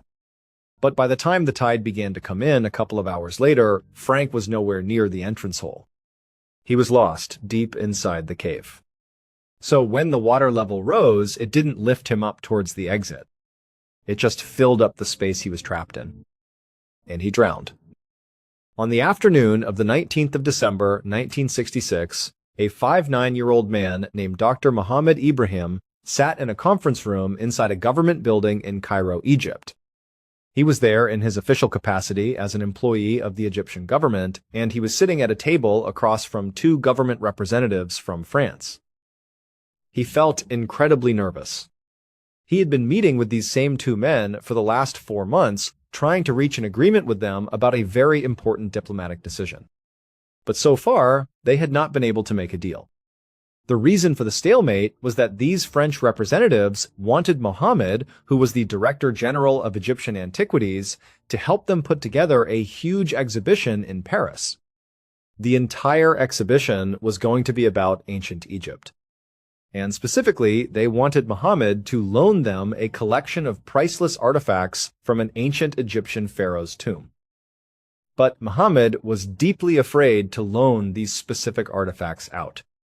He, along with many other people in his field, believed that these particular artifacts were sacred. They believed they should never be transported outside of Egypt because doing so would be deeply disrespectful to the pharaoh himself. So, on this particular day, Mohammed finally decided to be completely honest with the French representatives. He looked at them and said that they were never going to reach a deal because he was simply not willing to loan out these items. He told them it felt profoundly disrespectful to the pharaoh. He knew it probably sounded a little crazy because the pharaoh had been dead for thousands of years, but that was just how he felt. And he wanted them to understand that this wasn't a negotiating tactic. This was something he could not change. Up until this point, Mohammed had been trying to find other ways to make a deal work, but he had never come right out and said that his main objection was this personal feeling of disrespect towards the long-dead pharaoh. So this was the first time the French representatives were hearing his true reason. And from Mohammed's perspective, when he said it, it looked like they almost wanted to laugh. Like they thought he had to be kidding. But when they realized Mohammed was being completely serious, their expressions changed. They shifted in their seats and looked at him with what seemed like sympathy. Then they promised Mohammed that if he loaned them the artifacts, it would not be disrespectful at all. In fact, they argued it would do the opposite. It would actually honor the pharaoh because it would allow people all over France to see and appreciate the incredible artifacts from his tomb. Mohammed and the French representatives went back and forth on this for hours. And eventually, very slowly, Mohammed did start to see their side of things. It started to make sense to him that maybe allowing France to display the artifacts wasn't an act of disrespect, but actually a way of honoring the pharaoh's legacy. And so finally, maybe against his better judgment, Mohammed officially agreed to loan out the artifacts. The deal was done, and the meeting was over. A few minutes later, Mohammed walked out of the government building and onto the busy sidewalk outside. He felt lighter than he had in months. The stressful negotiation was finally over. He didn't have to think about it anymore. It was a huge weight off his shoulders. Now, all Mohammed wanted to do was just go home. He started walking towards the parking lot where his car was parked. He stepped off the curb to head across the street, looking straight ahead, thinking about the day. And as he did, he heard a loud, blaring horn and the screeching sound of tires on pavement. And then, everything went black. It would turn out that the artifacts Mohammed had just agreed to loan out were from the tomb of the ancient Egyptian pharaoh, King Tutankhamun. And Muhammad, along with many, many others, believed that these artifacts were not just sacred, but that they were also cursed. This belief existed because over the years, at least 11 people who had a direct connection to the discovery and handling of these artifacts had died under mysterious or sudden circumstances. It was believed that anybody who disrespected the artifacts or the pharaoh's tomb would face King Tut's wrath. And just minutes after Muhammad finally convinced himself to go against his own gut feeling and agree to loan out these artifacts to France, he walked out of that government building in Cairo and he was hit and killed by a truck. His death made headlines all over the world. To this day, some people will say it was just a horrible, tragic accident. But others insist he was yet another victim of King Tut's curse. Thank you so much for watching. Let me know what you thought of today's episode in the comments. And remember, we have a whole playlist of true crime episodes ready for you to binge right now. Until next time, see ya. On the 28th of May 2013, a 28-year-old man wearing a rubber horse head mask jumped into a powerful, churning whirlpool to film a video for his YouTube channel. His friend filmed from the harbor wall above, laughing as the man in the mask made neighing sounds and swirled around in the vortex. But then, the man decided he wanted a more dramatic shot. He took his camera, dove beneath the surface to film the whirlpool from below, and he vanished. And what happened in the next few minutes would reveal the terrifying, hidden power of the water he loved so much. Okay, let's get into today's story. Jacob Cockle had always loved the water. It was just in his blood. He grew up in a coastal town called Penzance in the United Kingdom, and from the moment he could walk, he was drawn to the ocean. He spent pretty much all of his time surfing at one of the local beaches. By the time he was just 10 years old, he was already so obsessed that he started skipping school to go catch waves. Naturally, this got him into a whole lot of trouble with his parents and his teachers. They just couldn't understand why he would throw away his education for the ocean. But through all the arguments and the frustrations, there was always one person who completely understood him, one person who always had his back. And that was his older sister, Grace. Jacob and Grace were incredibly close. They were more than just siblings. They were best friends. They even developed their own special secret language that they would use to talk to each other. Jacob used it so often, in fact, that some people who overheard him actually thought he had a speech problem. But it was just their private world, a bond that no one else could break. When Jacob was 17, his world was shattered. Grace was diagnosed with a brain tumor. It was aggressive and fast-moving, and she passed away very quickly after the diagnosis. This loss had a profound and irreversible impact on Jacob. It was like his entire view of the world had shifted overnight. He started to believe something very personal and powerful, that Grace's energy, her spirit, hadn't just disappeared. He felt it had been transferred directly to him. He came to believe that it was now his solemn duty to live for both of them, to experience everything the world had to offer for himself and for his sister. This new belief translated into a new way of living. Jacob began taking more and more risks. He felt like he couldn't pass up any opportunity, no matter how dangerous. He wanted to live life to its absolute fullest, even if that meant being a little bit reckless. Alongside his love for the water, Jacob also had a deep passion for photography. And so, he combined these two loves with his new risk-taking attitude. He started performing incredible water-based stunts and filming himself while he did them. He would go surfing in the middle of violent storms, paddling out into waves that would send most experienced surfers running for the shore. He would leap off of tall buildings into water that was alarmingly shallow. He would go free diving to dangerous depths, holding his breath for minutes at a time just to capture the perfect shot. And Jacob absolutely loved it. He loved the adrenaline, he loved the challenge, and he loved capturing these heart-stopping moments on film. He decided this was what he was meant to do. This was going to be his career. He was going to become a world-famous photographer who specialized in capturing the most dangerous and beautiful images the ocean had to offer. To keep himself focused, Jacob got a huge piece of paper and taped it to his bedroom wall. In big, bold black marker, he wrote himself a reminder, a mantra. I will become a world-famous photographer, and I will let nothing stand in my way. He meant it literally. He was prepared to go to any length, to face any danger, to get the shots he needed to build his career and honor his sister's memory. And this intense, unwavering attitude actually worked. By his early 20s, Jacob was already making a name for himself. He had won major photography awards from prestigious organizations like National Geographic and the Sunday Times. He became a regular contributor to major surf magazines, and his photos almost always landed on the cover. Most of his award-winning pictures were of the sea in its most violent and turbulent forms. He had an eye for capturing the raw power of nature. One of his most famous shots was of a fishing boat struggling to get back into port through a massive swell during a storm. That photo won a competition that led to it being displayed all over the London Underground, seen by millions of people. Another incredible shot he took was off the coast of Sumatra, way out in the middle of the open ocean. Jacob and his friend were in the water, right in front of a massive supertanker that was bearing down on them. His friend was surfing the huge wake created by the ship. It was an unbelievably dangerous picture to take, but it won him an award run by the Guardian newspaper. Jacob wasn't interested in the money for its own sake. Any money he earned from these competitions, he immediately spent on better photography equipment. If he was ever given a physical prize like a brand new television, he would just give it away to one of his friends. All he cared about was getting back out there, living life on the edge, taking crazy chances, and capturing those experiences on film. There was one particular crazy experience that he had always wanted to capture on film, and it happened right in his own hometown of Penzance. A few times a year, a very strong and very distinct whirlpool would appear in a harbor right near his childhood home. The whirlpool wasn't a natural phenomenon. It was a quirk of engineering. It was designed to keep the harbor from silting up with sand and sediment. At high tide, water would rush into the harbor and hit a large concrete structure called a quay wall.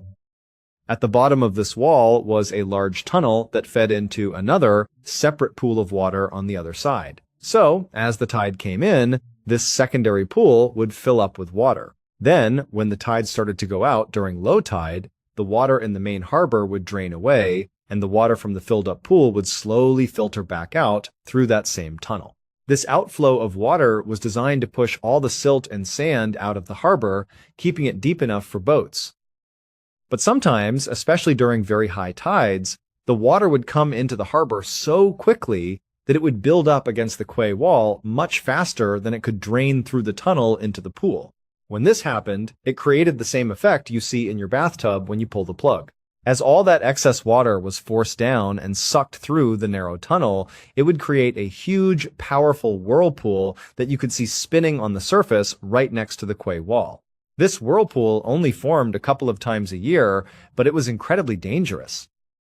There were caution signs posted all around the edge of the harbor and on the quay wall itself, warning people to stay out of the water. But in his mid-20s, Jacob started ignoring those signs. Every time the whirlpool formed, he started jumping into it.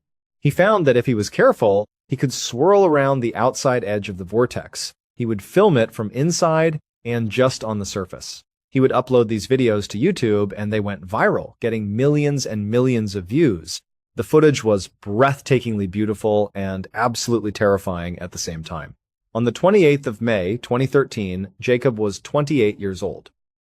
He noticed that the whirlpool was back in his hometown harbor, and he knew he had to go out and film it again. He ran over to his friend David's house and asked him to come down to the harbor and film him from the quay wall while he was inside the whirlpool. By the time David gathered his things and made his way down to the harbor, he looked over the edge of the wall and saw that Jacob was already in the water, swirling around in the vortex. David also noticed something strange. Jacob was wearing a rubber horsehead mask.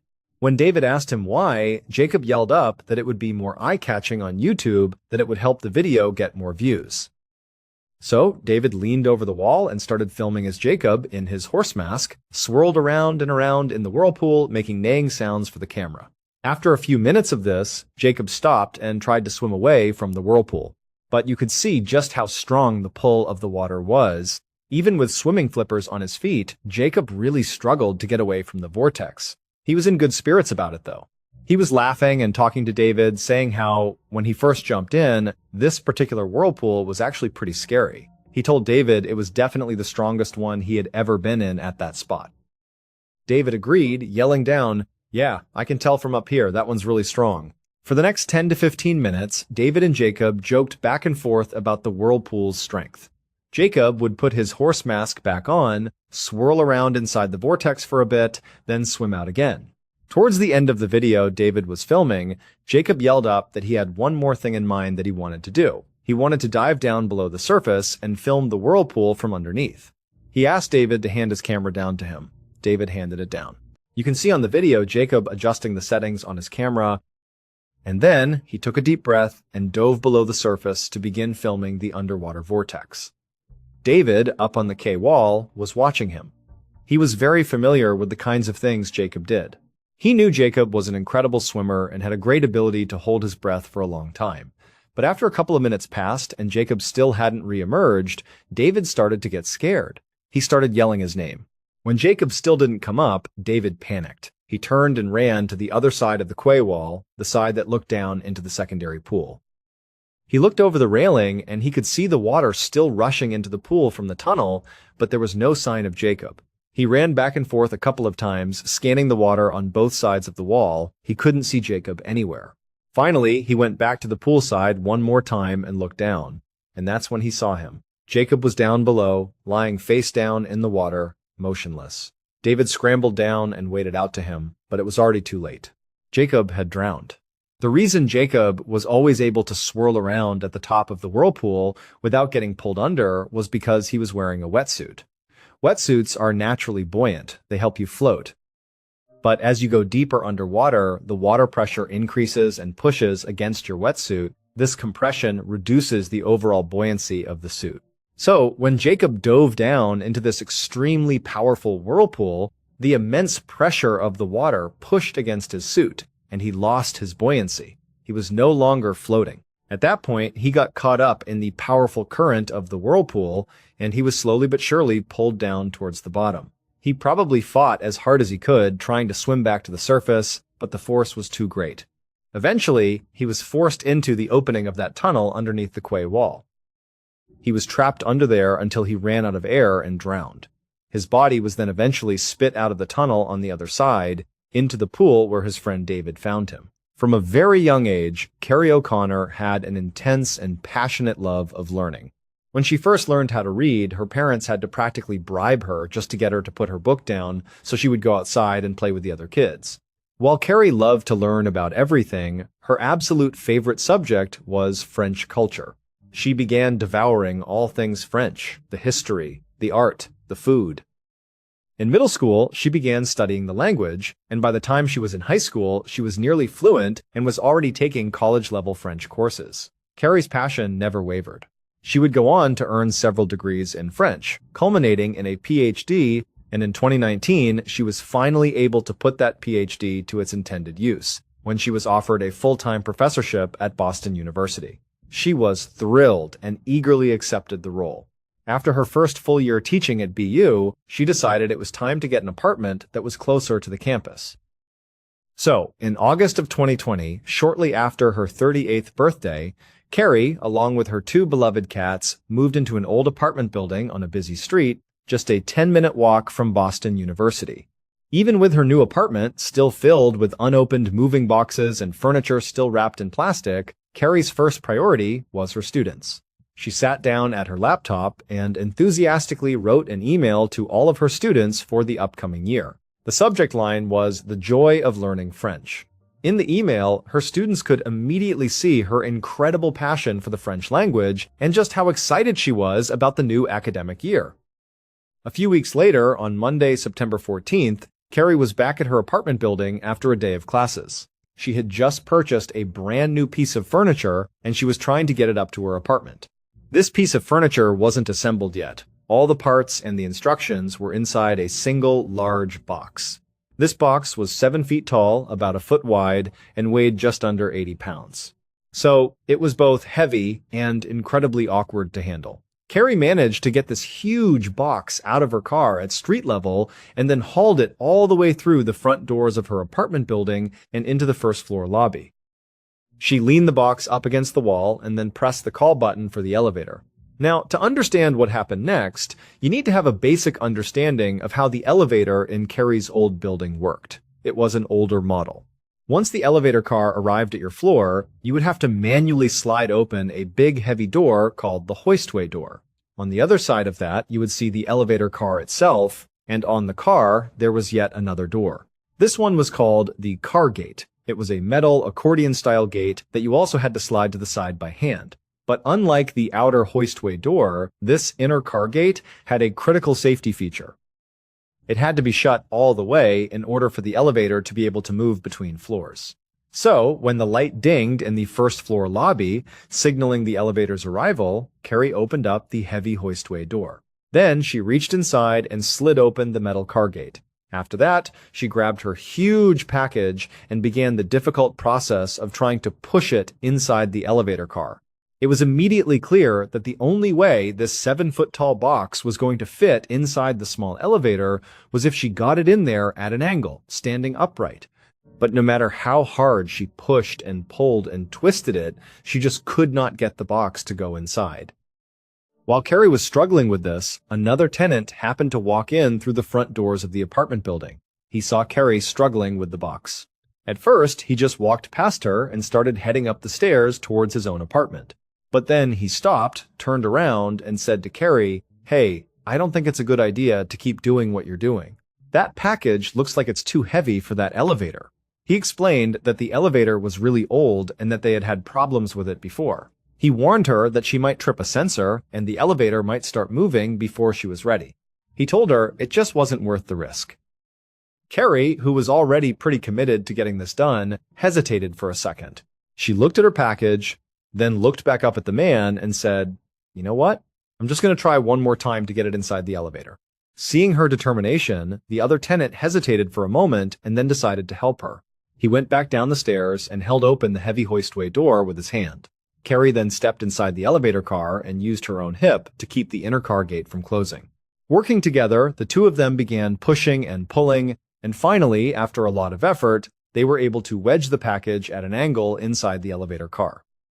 Carrie thanked the man for his help, and he said, "No problem." Then he turned and walked up the stairs and disappeared from view. Once he was gone, Carrie didn't press any of the floor buttons. Instead, she tried to close the inner car gate over the top of her package. But at the same time, down in the basement, a maintenance worker hit the call button for the elevator. Unbeknownst to Carrie, when she and the other tenant had wedged her huge package inside the elevator, the very top of the box had pressed up against a safety sensor at the top of the doorframe.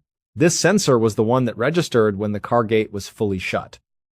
So, when the maintenance worker in the basement pressed the call button, the elevator's system was tricked. Because the package was pressing on that sensor, the elevator thought the inner gate was shut and secured, and that it was time to move. And so, the car began to descend towards the basement. But it only made it a couple of feet before the movement caused the package to slip off of the sensor. The moment the box was no longer pressing on the sensor, the elevator's safety system kicked in and the car stopped abruptly. Carrie was most likely very confused about how the car could have moved at all, considering the inner car gate was still wide open. But she had bigger problems now. She was trapped in the elevator, stuck between the first floor lobby and the basement. She didn't panic, though. She decided she would just try to get her package fully back inside the elevator car, and then she would figure out what to do next. When the package had slipped off the sensor, it had fallen forward and was now jutting out of the elevator. The top half of the box was in the first floor lobby, propped up against the floor. So Carrie turned around so her back was facing the opening of the elevator. She got down into a squatting position underneath her package, put her shoulder up against it, and then began pressing it upwards as hard as she could. She managed to press the package back up and inside of the car, but once again, the top of that package made contact with that same sensor that registers whether the gate is shut. And so, believing it was shut and secure, the elevator began moving down again. This time, Carrie, whose back was to the opening of the elevator, lost her balance. She fell backwards out of the moving elevator and into the narrow, dark space between the outside of the elevator car and the inside of the elevator shaft wall. Now, if the elevator had not been moving, she probably could have just crawled back up into the elevator, but unfortunately, her package did not slip off the sensor this time. It stayed firmly pressed against it. And so, the elevator still believed the gate was shut, and it kept on moving down towards the basement. As soon as Carrie fell into this narrow space, the downward movement of the elevator would have pulled her into that space, crushing her up against the inside of the elevator shaft wall as the heavy car forced its way down past her. But the car didn't even make it all the way to the basement. It stopped once Carrie's body was pinned perfectly between the elevator car and the elevator shaft walls. When the fire department finally arrived, it was far too late. Carrie was already deceased. On Thanksgiving morning in the year 1900, an 8-year-old named Thomas Pedler told his mother that he was just going out for a little bit, but that he would definitely be back in time for the turkey dinner that afternoon. Then he grabbed his jacket and his coat and headed out the door. Thomas lived in a very working-class neighborhood in San Francisco, California. It was the kind of place where, generally speaking, nothing big or exciting ever really happened. It was a neighborhood where people just worked hard, and that was about it. But on this particular day, something huge was happening in Thomas's neighborhood. The big annual football game between Stanford University and the University of California was taking place at the stadium right in Thomas's district. They were expecting over 20,000 people to cram into that stadium. Thomas was not about to miss this incredible spectacle, even though he didn't have enough money to buy a ticket. He was determined that he would find a way to watch this game. So, Thomas left his house and ran to the stadium, which was not far from where he lived. He waited in front of the main gate where all these people were streaming in to get into the stadium. Around 11:00 in the morning, Thomas's very close friend, Charles, who was also a young man, made his way to the front gate. The two met up, and at first, their plan was to try to sneak in with the huge horde of people that were making their way into the stadium. But even though they were still hours away from the opening kickoff of the big game, which was at 2:30 the afternoon, the stadium was already completely packed. There was literally nowhere to sit, and there was nowhere to stand. Even people who had tickets and were going in were looking around, wondering where on earth they were going to watch the game from. So, Thomas and Charles realized, what's the point of sneaking in if there's nowhere to even see the field? They decided they needed to find another way to watch this game. They began looking around the outside of the stadium, and they noticed there was a huge fence that lined the entire perimeter of the stadium. They saw that some people had already climbed up onto this fence, trying to get a view down onto the field. Thomas and Charles decided they would try to do that too, but they quickly saw that all the good spots on the fence were already taken. The few spots that were still open provided absolutely no view of the field. So that option didn't work either. Thomas and Charles were getting frustrated. They were starting to worry that they were going to miss the big game entirely. But as they walked back over to the front gates of the stadium, they happened to notice a group of people across the street. This group was rushing over to a big white brick factory building. They were literally placing ladders up against the sides of this building and beginning to climb up it. This was a 5-story building, and people were just free climbing the windows and the fire escapes to get to the top. Thomas and Charles realized that the roof of this factory was flat, and that it provided a perfect, unobstructed view down onto the football field. All of these people were trying to get a good seat to watch the game. Without any hesitation, Thomas and Charles decided they were going to do the same thing. They left the stadium, ran across the street, and began climbing up the ladders, scrambling up the windows and the fire escapes, until, finally, they made it onto the roof, 55 feet off the ground. When they got up there weren't that many people yet, so Thomas and Charles were able to run right over to the front edge of the building and claim a spot with an absolutely perfect view of the game.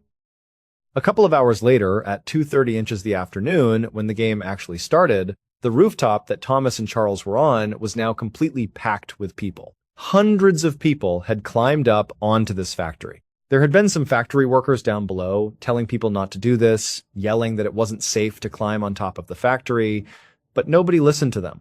And the police either didn't notice what was happening, or they just didn't care. So, there were all these people on this roof, they were all super excited, and the game had finally begun. As soon as the game started, the crowd inside the stadium, which could be heard very easily from the rooftop, just erupted. There were bands playing in the stadium, and the sound was incredible. It was chaos down below, and that chaotic energy really caught on up on the roof. All the men, including Thomas and Charles, were getting amped up about the game. They were singing, they were chanting, they were screaming, they were yelling. It was total chaos, and Thomas and Charles loved every second of it. But about 20 minutes into the game, as Thomas and Charles were enjoying themselves and the crowd was still going wild, a dull cracking sound could be heard coming from one side of the roof. Thomas and Charles kind of spun around to see where this cracking sound had come from. When they began looking out across the sea of people on the roof, they noticed that on the far side of the roof where the sound seemed to have come from, people were scrambling, trying to get off the roof. But before Thomas and Charles and the other people around them who were watching this happen could figure out what was going on, there was a much louder cracking sound. And suddenly, the floor underneath Thomas, Charles, and everybody else on that roof collapsed. Immediately, people on the roof fell all the way to the bottom of this factory, 55 feet below. There weren't a lot of different floors inside of this factory. Instead, it was basically just one big 55-foot-high building that housed a massive brick structure right in the center. This brick structure was almost as tall as the entire factory itself. It was almost like the factory was just a shell built around this smaller 40-foot-tall brick structure in the middle. So, after the ceiling collapsed, Thomas fell. But miraculously, he landed on a wooden support beam that stretched across the entire factory. He managed to grab onto it, saving himself from falling all the way down. So Thomas only fell about 5 feet, and he was okay. But he didn't have a great grip on this beam. He was holding on, but just barely. Thomas turned and looked around at what had happened below him. He could hear people screaming, and he could hear the sounds of people running around on the ground floor, trying to help those who had hit the bottom. Thomas immediately began scanning the chaos for his friend Charles, and he found him. Charles was one of the other fairly lucky people. At least in Thomas's mind, Charles seemed lucky. Instead of falling from the roof all the way to the ground, Charles and about 15 or 20 other people had fallen right onto that big brick structure that made up the main part of the factory. So Charles had only fallen maybe 10 or 15 feet onto this structure. Thomas was thinking, oh, Charles and these other people, they've survived the fall. They're okay. However, the second that Charles and the others who had supposedly been saved by landing on this brick structure hit it, despite not suffering catastrophic injuries like broken bones, these people on the brick structure began letting out these primal, blood-curdling screams. And as they did, loud popping sounds began coming from their bodies. Then, their bodies began contorting forward, almost like a bug rolling up onto itself. It would turn out this factory was not a normal factory. This was a glass factory. And in order to make glass, you need to heat sand and other chemicals up to extraordinarily high temperatures. You need a furnace that can literally burn hotter than lava. And so that huge brick structure that was housed in the middle of this 5-story tall factory was a glass furnace. And it was on. Even though the inside of this furnace was the hottest place, at over 4,000 degrees Fahrenheit, the outside of this furnace, where Charles and the others had landed, was still extremely hot. It was so hot that the factory workers couldn't even go near the furnace, even with special protective equipment on. The only way they could work with this furnace was by using long metal pokers to work the flames and the glass from a distance. So, the instant that Charles and the others landed on the top of this furnace, they began to light on fire. Those snapping sounds that were coming from their bodies was the sound of them instantly igniting. Thomas and the others who had initially survived this horrible collapse could only watch in horror as Charles and the others shrieked, and their bodies continued to contort as they burned and smoldered. Charles's body rolled up so tightly that he began to roll down the curved side of the furnace. At some point, his body slipped into a crack in the furnace, and he actually fell into the flames inside, at which point he finally went silent. Around the time that Charles and the others stopped shrieking, a number of people who were just out on the road heard the commotion and came running inside. One of them was Thomas's father.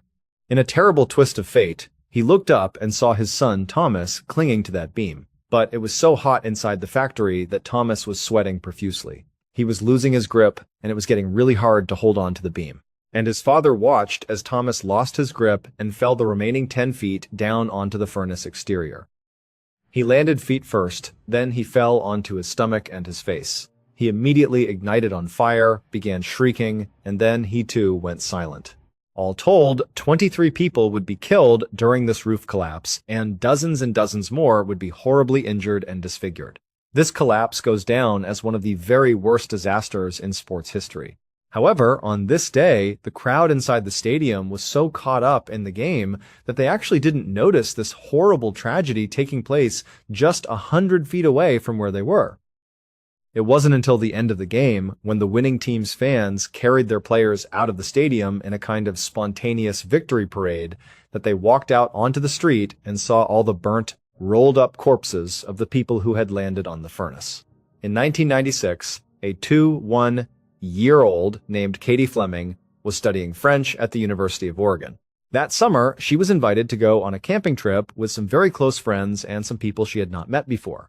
Their destination was a beautiful spot along the Sierra Nevada mountain range in California. But as soon as they got there, Katie didn't take in any of the beautiful scenery.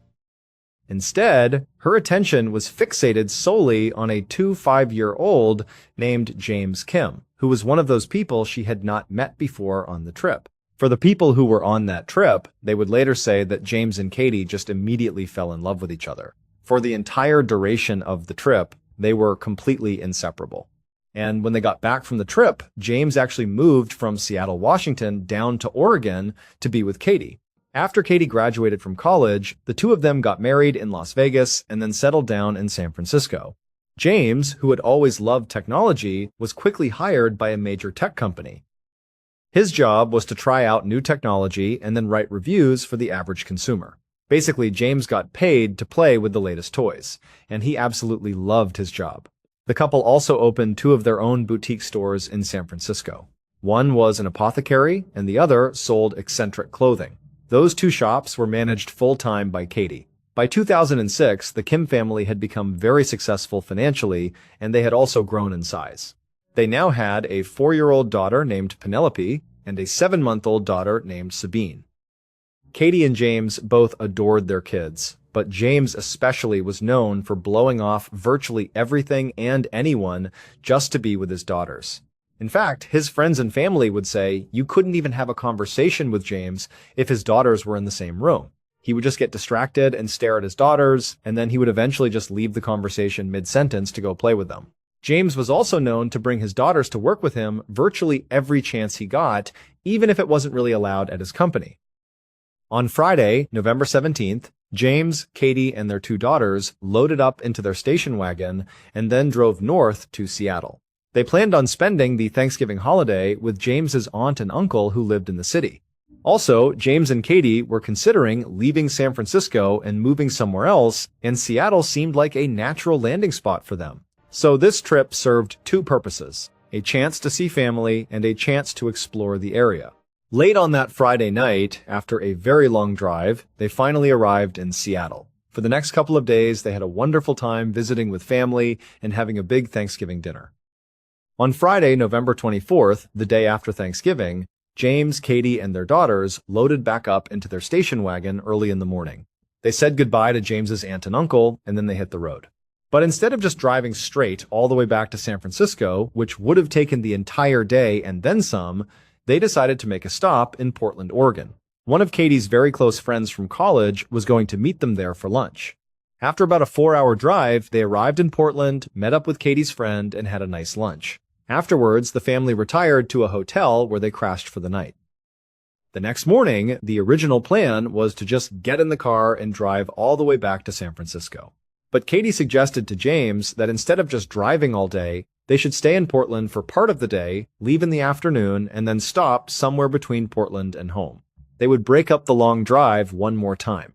James thought it was a great idea. They pulled out a map, and Katie found a nice, family-friendly vacation spot that was almost exactly halfway between where they were and their home in San Francisco. It was called the Tutu-Tun Lodge, and it was located on the coast of Oregon in a town called Gold Beach. James and Katie thought it was perfect. This was exactly what they needed. Katie called the lodge and made reservations for that night. That afternoon, after the family had spent a nice day in Portland, they hopped back in the car and began traveling south towards the lodge. At about 8:30 inches the evening, the family was still on the road making their way when James got really hungry and said they should pull over and get a bite to eat. So, the family pulled over at a Denny's restaurant in Central Oregon. They went inside, and after a quick meal, they got back out on the road at 9 p.m. From the Denny's, it was about a 2.5-hour drive to the lodge. But after driving for 2 more hours, James realized that they had missed a turn somewhere. He told Katie about it, they looked at the map, and they realized that if they were to backtrack all the way to that missed turn, it would add several more hours onto their trip. So, they began looking for an alternative path, and they found one. Instead of going all the way west to the coast, and then all the way south to the lodge, which was their original plan, they could just go south from where they currently were until they were parallel with the lodge, And then from there, they could just cut west along a road called Bear Camp Road. It looked like it would go straight to their destination. But what this map did not do a good job of explaining was just how dangerous Bear Camp Road was. It started at an elevation of 900 feet, but it very quickly climbed all the way up to 4,000 feet of elevation before it went over the backside of a mountain and down to Gold Beach, where the lodge was. While the road is paved, it's incredibly narrow and it's basically cut into the side of a mountain. This means there are very steep drop-offs throughout most of the drive, and there are no guardrails protecting people from falling off the edge. The summer is really the only time people should be on Bear Camp Road, because that's when the road is maintained. In the winter, the road is not plowed, it's not maintained at all, and so even a light snowstorm could make the road totally impassable. And the road cuts through a very remote section of Oregon where there just aren't many people around. So, if you get into trouble out there, you are probably on your own. But the Kims were not aware of any of the dangers this road possessed. So, after going south for a while, they did turn on to Bear Camp Road and began slowly driving up the mountain. As James was driving, Katie fell asleep in the passenger seat and the girls fell asleep in the back. Outside, it began to snow. An hour later, Katie woke up from her sleep. The first thing she noticed was that it was now snowing so hard outside that James had the windshield wipers on full blast, and you could still barely see out the front windshield. She looked at her husband, and he was hunched over the steering wheel, his knuckles white, looking intently out the window. She asked him, "What's going on? Should we stop? Should we turn around?" James, without even looking at her, said, "Yeah, honey, I do want to turn around, but the road is so narrow we can't." Then he told his wife that earlier. They had actually driven through a fork in the road where there was enough space to turn around, and so now he was just hopeful that there would be another fork somewhere up ahead that would allow them to do the same. Katie was not excited about this idea, but she trusted James, and she said, "Okay, let's keep going." So James just continued driving up this mountain pass, and you have to understand, they were driving on what was basically a cliff. On the left side, to James's left, was just a sheer drop-off, and the road was totally slick from the snow. Periodically, as James was driving, even though he was only going about 5 miles per hour, the car would begin to slip and slide right on the edge of this cliff. It was a very, very stressful ride. After several more miles of this, they still hadn't reached any kind of turnaround. In fact, they would have to periodically stop on inclines, put on the emergency brake, and one of them would have to get out of the car and clear branches and rocks out of this tiny little road just to continue onward. Finally, Katie said to James, "You have to stop. You have to back out of here. That's our only choice right now." So, James put the car in reverse, and he opened his car door so he could look down at the edge of the cliff to make sure he didn't accidentally veer off of it. Very slowly, without even applying the gas, he began backing up, making sure he didn't go off the cliff. They did this for hours and hours. It must have been unbelievably stressful. But finally, they made it back to that fork in the road that James had seen much earlier, and now they had a decision to make. They had 2 paths they could take. They could turn around completely and drive nose out along the path they came in on, all the way back to the highway. But that was a very long drive, and they knew that road was treacherous with its cliff drop-off. It was really just as dangerous as what they had just been on, and they were not keen to be on that road again, considering the weather. Or they could turn left and go down the mountain on a path that was way wider than the one they had been on. It looked like a huge road, and it seemed to go straight to the bottom of the mountain. They were thinking, "We don't know where this goes. The signage isn't clear. But you have to figure, if you're going lower in elevation, the weather won't be as bad. And maybe if we go down this road, there will be houses, or a gas station, or something. Whatever it is, it's probably better than going back the way we came." So, James turned the car and began driving down this new road. Unfortunately, this was the worst choice they could have made. This road they were now on was a long, winding dead end that was used by loggers in the summer. Normally, this mistake by the Kim family would have been caught, because there was supposed to be a big yellow gate that sat across this road just a little ways past the fork, blocking all traffic from going any further. But vandals had recently come up and cut the lock on this gate, swung it open, and then locked it in the open position. So the gate was completely off the road. As the Kims drove past the spot where they normally would have been stopped, they didn't even see a gate. There was no gate anywhere, so they just kept on driving. From where this gate should have been, the road went from paved to dirt, full of potholes, and it narrowed considerably. The couple drove for 15 miles on this very tight, winding road that once again was on a cliffside. Finally, they reached another fork in the road where they could either go right or go straight, but there was no sign telling them which way led to what. James stopped the car right in the middle of this intersection, and he and Katie looked at each other. They knew they were in trouble. They got their phones out and tried to call for help, but they had no service. As they were struggling to place calls, one of them realized that it was no longer snowing. It was actually raining, and a lot of the snow on the ground seemed to be getting washed away. After not being able to place any calls for several minutes, they decided, you know what, it's 2 o'clock in the morning, we're tired, let's just sleep here. We'll leave the car running so it'll be nice and warm. And when we wake up in the morning, this rain will most likely have washed away all the snow, and we can just drive out of here. The two of them were kind of relieved as they said this out loud. The situation wasn't nearly as bad as it seemed. They would be just fine. So Katie, James, and their 2 daughters fell asleep with the car running, nice and warm. But when they woke up, Katie and James realized their situation had gotten much, much worse. At some point in the night after they had fallen asleep, the temperature must have dropped again, and that rain had turned into very heavy snow.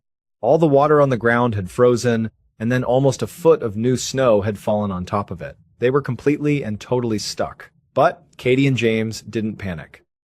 They remembered that when they first turned onto Bear Camp Road, they had seen a snowplow truck parked off on the side of the road. To them, that meant that if it snowed along Bear Camp Road, the road would get plowed. So, that day, the Kims just stayed inside their car. They ate snacks, they read books, they kept the heater on, and they waited to be rescued. But over the course of that entire day, nobody came down that road. No plows, no anybody. Katie and James continuously tried their cell phones, trying to get a signal to call for help, but they never had any service. They also continuously honked the horn in case someone was in the area who might hear them, but no one ever came to their rescue. By the end of that Sunday night, Katie and James were really starting to get worried. They had a 4-year-old and a 7-month-old. They could not be out here for very much longer. But they began to tell each other, you know what? It's Sunday. Maybe the plows don't come through on Sundays. Maybe they just don't work out here on the weekend. They convinced themselves that tomorrow, Monday, the plows would be out, they would come by, and they would save them. They also reassured each other that tomorrow, Monday, was the day they were supposed to be back in San Francisco. People were bound to notice their absence, report it to the police, and a search party would come out and save them. So tomorrow, they were going to get found. That night, Katie and James put their 2 daughters in their car seats, and James read them some bedtime stories. Then the family fell asleep. The next day, Monday, the family did a lot of the same things they did the day before. They sat in their car, they tried to keep their spirits high, they tried to use their cell phones, which didn't work. They honked their horns to get people's attention, which didn't work. They tried to ration their food, and the whole time they kept their eyes on each side of the road, hoping a plow would come through. But all day long, no trucks, no plows, nothing came down the road. Meanwhile, back in San Francisco, the family's absence was noticed by a family friend, but they didn't report it to the police because they just figured the Kim family had decided to stay out a little bit longer and would be back soon. By Monday night, Katie and James were officially terrified. They were almost out of fuel for their car, and they were almost out of food. In fact, to compensate for their low amount of food, Katie had begun not only breastfeeding her 7-month-old, but also her 4-year-old. Also, outside of their car, bears began to assemble and check them out. At first, Katie and James would scream and yell to try to scare them off, but the bears ultimately were not that fazed by them. They weren't aggressive, but it meant the family did not feel comfortable getting out of their car. They were in this very claustrophobic situation, literally trapped inside this small car where all the windows were covered with snow. They couldn't go anywhere, they couldn't call anyone, and they were running out of supplies. It was a terrifying situation to be in. Katie and James had been really strong up to this point, but around this time, they began to act scared. And their kids picked up on it and started acting scared and fearful too. The parents were trying their best to calm them down and tell them everything was going to be fine and they were going to get out of here soon. But in reality, Katie and James knew that if they didn't get found soon, they were probably going to die. The next day when they woke up, which was Tuesday, again, no cars or trucks came down either road, there were no plows, the snow just continued to pile up, and their food was running unbelievably low. At one point, James actually left the car and went out looking for bear droppings because there were bears all over the place now. He would pull the undigested berries out of their droppings, and he and Katie began eating those. But after a while, they decided that was not a good idea because they might poison themselves. Their daughters, who the day before had been acting out of fear and anxiety, were now lethargic and quiet. The parents' response to this was to start fighting with each other about whose fault this was, when in reality, they were just totally scared about what might happen to them. Meanwhile, back in San Francisco, the family had still not been reported to the police. And so that night, Tuesday night, the Kim family once again huddled up inside of their car. James read the kids some books, and then they all fell asleep.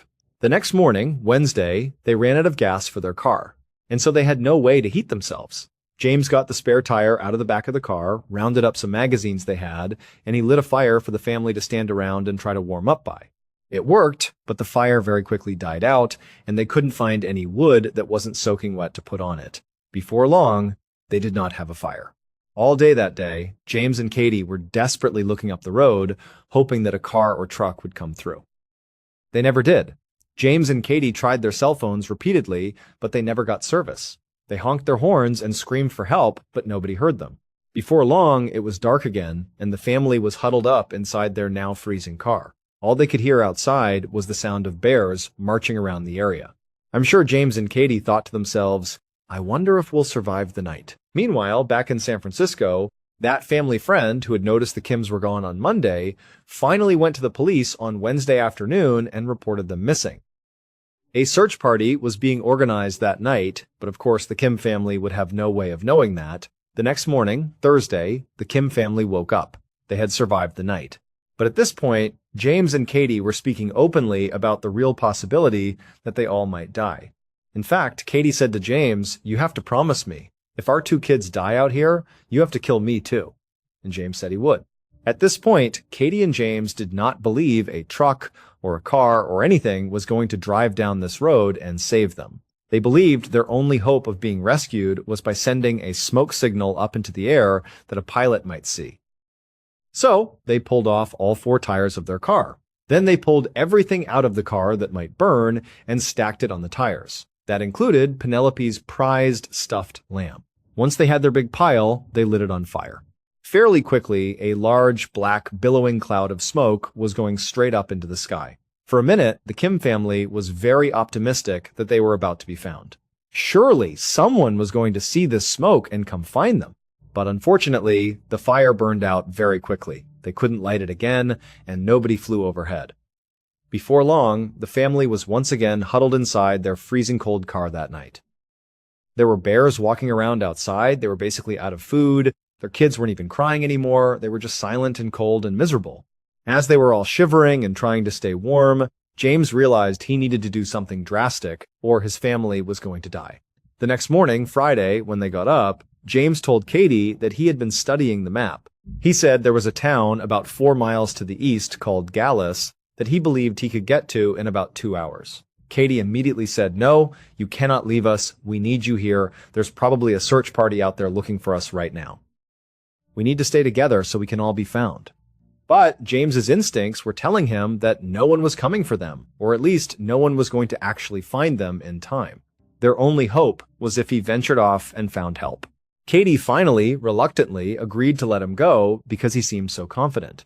At 7:45 inches the morning, James gave his 2 daughters a big hug and a kiss, told them he loved them and that he would see them soon. Then he hugged his wife and said he loved her, and then he turned around and walked up the road out of sight. At the same time, unbeknownst to the Kim family, hundreds of searchers and multiple helicopters were now all over Bear Camp Road looking for them. 2 days later, on Sunday, December 3rd, a full week after the family had originally gotten stuck, a helicopter pilot that was part of the search effort was flying around Bear Camp Road when he noticed footprints in the snow below. He started following these footprints. Eventually, the footprints disappeared under some trees, and he couldn't pick them up again. Without much fuel left, he decided he would just backtrack and follow the footprints back to their origin. He retraced these footprints for quite a while until he came to a clearing. In the middle of the clearing was a car, and next to the car was Katie, waving an umbrella back and forth. The pilot immediately knew who he was looking at, but he didn't have enough fuel to actually land and pick her and her family up. So instead, he just hovered down as low as he could and made good eye contact with her to reassure her. "I see you and we're coming for you." Then he marked their location on his map. He flew off to the search headquarters, and just minutes later, another helicopter was sent up. They flew to that same location and were able to land in the clearing. As soon as the pilot got out, he saw Katie running up to him carrying her 2 daughters, who looked like they were in pretty good shape. She was crying tears of joy and thanking him profusely. Then, when she was right up in front of him, she said, "Are you here because of my husband? Did James tell you where we were?" The pilot looked visibly confused. Katie picked up on it, and she explained how just 2 days earlier, James had left to go to the town of Gallus to get help, and he still hadn't come back yet. At this point, the pilot understood what was happening. He looked down and said, "No, ma'am, we still have not found James." Katie was devastated. She cried as she and her daughters were loaded into the helicopter, airlifted out of the forest, and brought to a hospital. There, they would all make full recoveries. Meanwhile, the search effort, which had been spread all over Bear Camp Road, was suddenly focused exclusively on the area around where their car was found. Professional trackers were brought in to look for James's tracks. They found them fairly quickly and began following them. After leaving his family to go look for help, which must have been the most difficult decision he had ever made in his entire life, James had walked 3 miles up the road they came in on. Then, instead of continuing on that road in the direction of Gallus, he deviated and walked off the road. He went straight down one of the cliffs until he hit a river. It's believed that maybe he saw the river from up on the road and thought that it would be a faster way to get to town. As he walked, he would leave behind him little bits of torn clothing and torn paper to create a trail of where he was going, presumably so he could backtrack to his family if he needed to. He got down to this river, and for several miles, he walked downstream. After being gone for at least 2 hours and not reaching the town of Gallus, he must have realized he had either gone the wrong way or he had miscalculated the distance. But either way, he did not turn around and go back to his family. Instead, he pressed on, believing he was their only hope. On he went, crossing over rivers, getting totally soaked in frigid water. He went up and down mountains, all over these totally rugged areas, in nothing but street clothes. He had on sneakers, pants, and a jacket. He had no food and no water. He just kept on going until it was nightfall. He had covered about 10 miles at this point. He laid down and he went to sleep. That night must have been absolutely horrible as he thought about his family, alone in the woods somewhere. He probably wondered if they were still alive. The temperature was in the 30s, and again, he was just in street clothes. But he survived the night. The next morning, that Saturday, he got up and he was right back at it, despite the fact that he was physically wrecked at this point. But for him, he didn't care. He was doing it for his family. All day, he hiked in and out of freezing cold streams, up and down mountains, until finally he found himself at the bottom of a deep ravine next to a river. He just fell to his knees, fell forward, and died. He had literally just kept on going, looking for help for his family, until he eventually succumbed to hypothermia. James's body was located 2 days after his wife and his daughters were successfully rescued. It would turn out the town of Gallus was not 4 miles away from the family's car, it was about 15 miles away. But that's as the crow flies, from point A to point B on a map in a straight line. When you're actually hiking in the wilderness, you don't go in straight lines because there are mountains and rivers and things that get in the way. In order to get to Gallus from where their car was, James would have had to travel 30 or 40 miles, zigging and zagging up over 4 different mountains. It was a suicide mission from the start. James ultimately covered 16 miles through some of the most treacherous terrain in the country, wearing nothing but his street clothes. The professional trackers that followed his 16-mile trail to his body called his journey superhuman. The helicopter pilot would later say he never would have found Katie and the girls had he not spotted those footprints first, and then traced them all the way back to that clearing. And it would turn out those footprints were made by James after he left his family and walked off to get help. And so, even though it cost him his life, James did ultimately save his family. In Moscow, Russia, a group of friends rented out a private section of a spa that included a steam room and a small indoor pool. After the reservations were made, an influencer named Yekaterina Didenko and all of her influencer friends began eagerly talking about how excited they were for this party on their various social media accounts. When the day finally came, February 28th, which was Didenko's birthday, she, her husband, and the 8 other people they invited all descended on the spa. They went inside to their private area, and it was great. There was food, there was alcohol, there was music. They were jumping into the pool, getting in the hot tub, and everyone was just having a great time. Everyone was taking pictures and filming and live streaming. It was going as well as it possibly could be. At some point, Didenko's husband signaled to the rest of the group, minus Didenko, and they all began to pull out these white hazardous material suits. Imagine what you would see in a movie if there was some huge chemical leak, a full-body white suit with a mask. They all started putting on these hazmat suits, and they gave one to Didenko, who put it on as well. They told her this was part of her big surprise. Now, it's unclear if Didenko actually didn't know what was going to happen next, or if she was just pretending to be surprised because it would look better on social media. This was all being filmed, and she was an influencer after all. Either way, she put on her hazmat suit. Once everyone had their suits on, Didenko's husband wheeled in a huge cooler, the kind you would bring to a picnic, and he placed it right on the edge of the pool. When he opened the lid, the crowd all gasped and laughed and smiled and filmed as huge clouds of white smoke or steam came pouring out of it. What it was roughly 55 pounds of dry ice. Dry ice is just frozen carbon dioxide. It's commonly used for things like refrigerating perishable goods for long periods of time because dry ice stays cold for a really long time. Also, because of the huge white gas clouds that come off of it, it's very commonly used as a sort of spooky decoration, and that's what Didenko's husband planned to use this dry ice for. He was going to dump it into the pool to create those big white gas clouds all over the surface of the water. They call it dry ice because as it starts to heat up, it doesn't melt into a liquid state the way frozen water does. Instead, it goes directly from a solid state to a gas state. Dry ice is considered to be quite hazardous if it's handled inappropriately. And while these partygoers all had their hazmat suits on, it's unlikely they were actually wearing them for safety. It's far more likely they were wearing them because it would look good on social media and would kind of hype up the stunt they were about to do. After the dry ice was revealed inside the cooler, Didenko's husband and another one of the partygoers grabbed the sides of the cooler and they dumped its entire contents directly into the water. As soon as the dry ice hit the water, it rapidly began to warm up, which caused a massive, almost explosive release of carbon dioxide gas that completely filled the lower half of the room.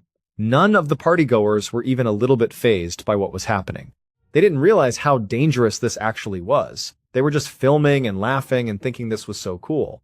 Then, Didenko's husband actually leaped through the cloud of gas into the water and disappeared below the surface. Shortly after that, 2 other partygoers also leaped into the pool.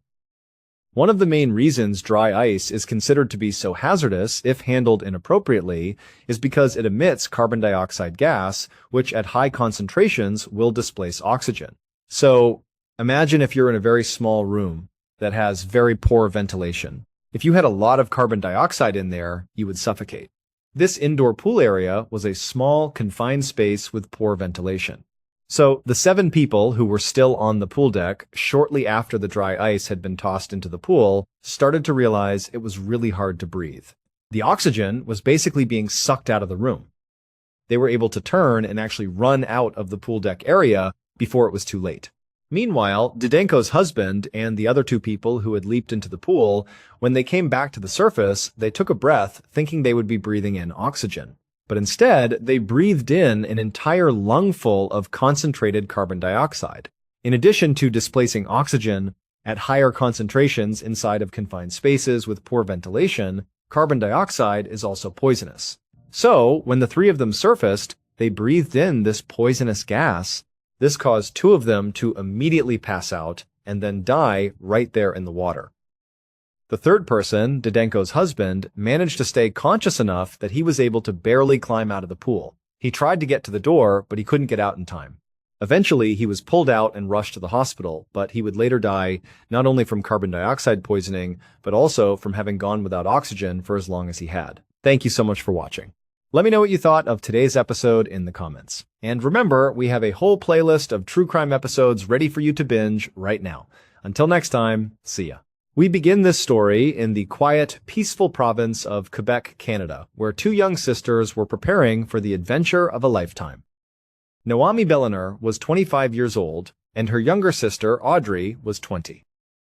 They grew up in a very close and loving household, raised by parents who supported them in everything they did. Noami and Audrey were not just sisters, they were absolute best friends who did almost everything together.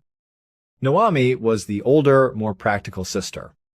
She was currently in college, studying hard, keeping her life organized, and always making sure she looked out for those around her.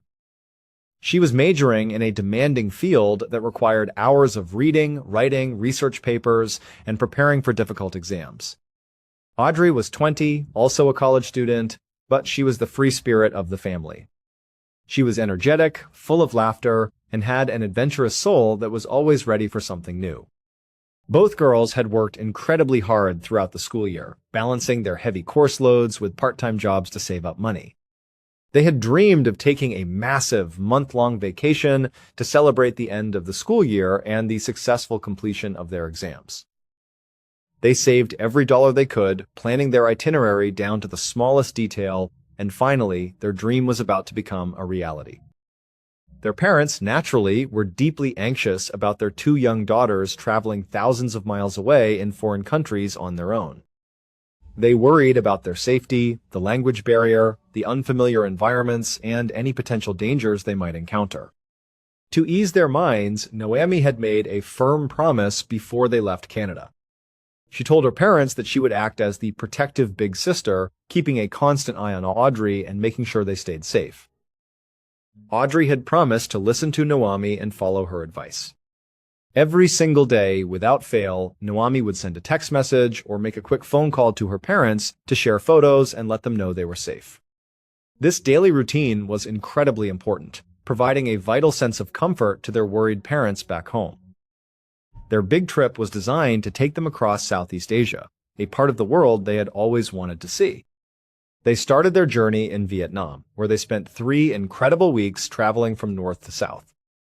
They walked through the bustling, chaotic streets of Hanoi, took beautiful boat tours through the towering limestone cliffs of Ha Long Bay, and explored the peaceful, historic town of Hoi An. They stayed in busy hostels, met fellow backpackers from all over the world, and tried local street foods like pho and banh mi. It was an amazing experience, and they were having the time of their lives. So while the girls were in Vietnam, they had met these 2 really nice guys who were from Brazil. They had crossed paths in a hostel and had instantly hit it off. They ended up hanging out for several days, exploring the local attractions and sharing laughs. They had become really close, and when the girls left Vietnam, they were sad because they assumed they would never see these guys again. But wouldn't you know it, it turned out those guys, their itinerary also included them coming to Thailand, and they were arriving on Phi Island on the exact same day. And so it was kind of like this amazing revelation at the end of their time in Vietnam that they would not have to say goodbye basically forever, but instead the good times could keep on rolling in Thailand. And so the plan was that night they would meet up with these 2 Brazilian guys out on the beach and basically party with them and just have a fun night out.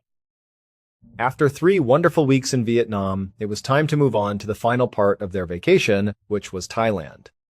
On June 12, 2012, Noami and Audrey arrived on Phi Island, which is a major tourist destination in Thailand, famous for its breathtaking white sand beaches, crystal clear turquoise waters, and energetic nightlife. However, getting to the island had been an incredibly grueling process. They had to wake up early, navigate busy airports, board a flight, find ground transportation, and then board a crowded hot ferry to finally reach the island. By the time the ferry docked and they had to carry their heavy suitcases through the humid, tropical heat of the island's narrow streets, both girls were completely exhausted. They finally reached their hotel, checked in at the front desk, and headed down the long hallway to their room. Once the door was unlocked, Noami pushed it open and she held it for her little sister, 20-year-old Audrey, who came in wheeling all their suitcases behind her. The cool air from the air conditioning hit them immediately, which was a massive relief from the stifling heat outside. The room was clean and nice with 2 separate beds. Noami, in particular, was feeling really exhausted. There was a lot of travel getting here today, and the past 3 weeks of constant travel had really taken a toll on her. She was hitting a physical wall, and all she really wanted to do was just flop down on the bed and just lay there for a little while to let her muscles relax. But she had also become a fairly experienced traveler by this point, and she knew before she did that she just wanted to make sure that the bed was clean. She knew how important it was to check for bed bugs, unclean sheets, or any other hidden surprises in hotel rooms. And so she went over to the bed, pulled the pristine sheets back, and carefully inspected the mattress.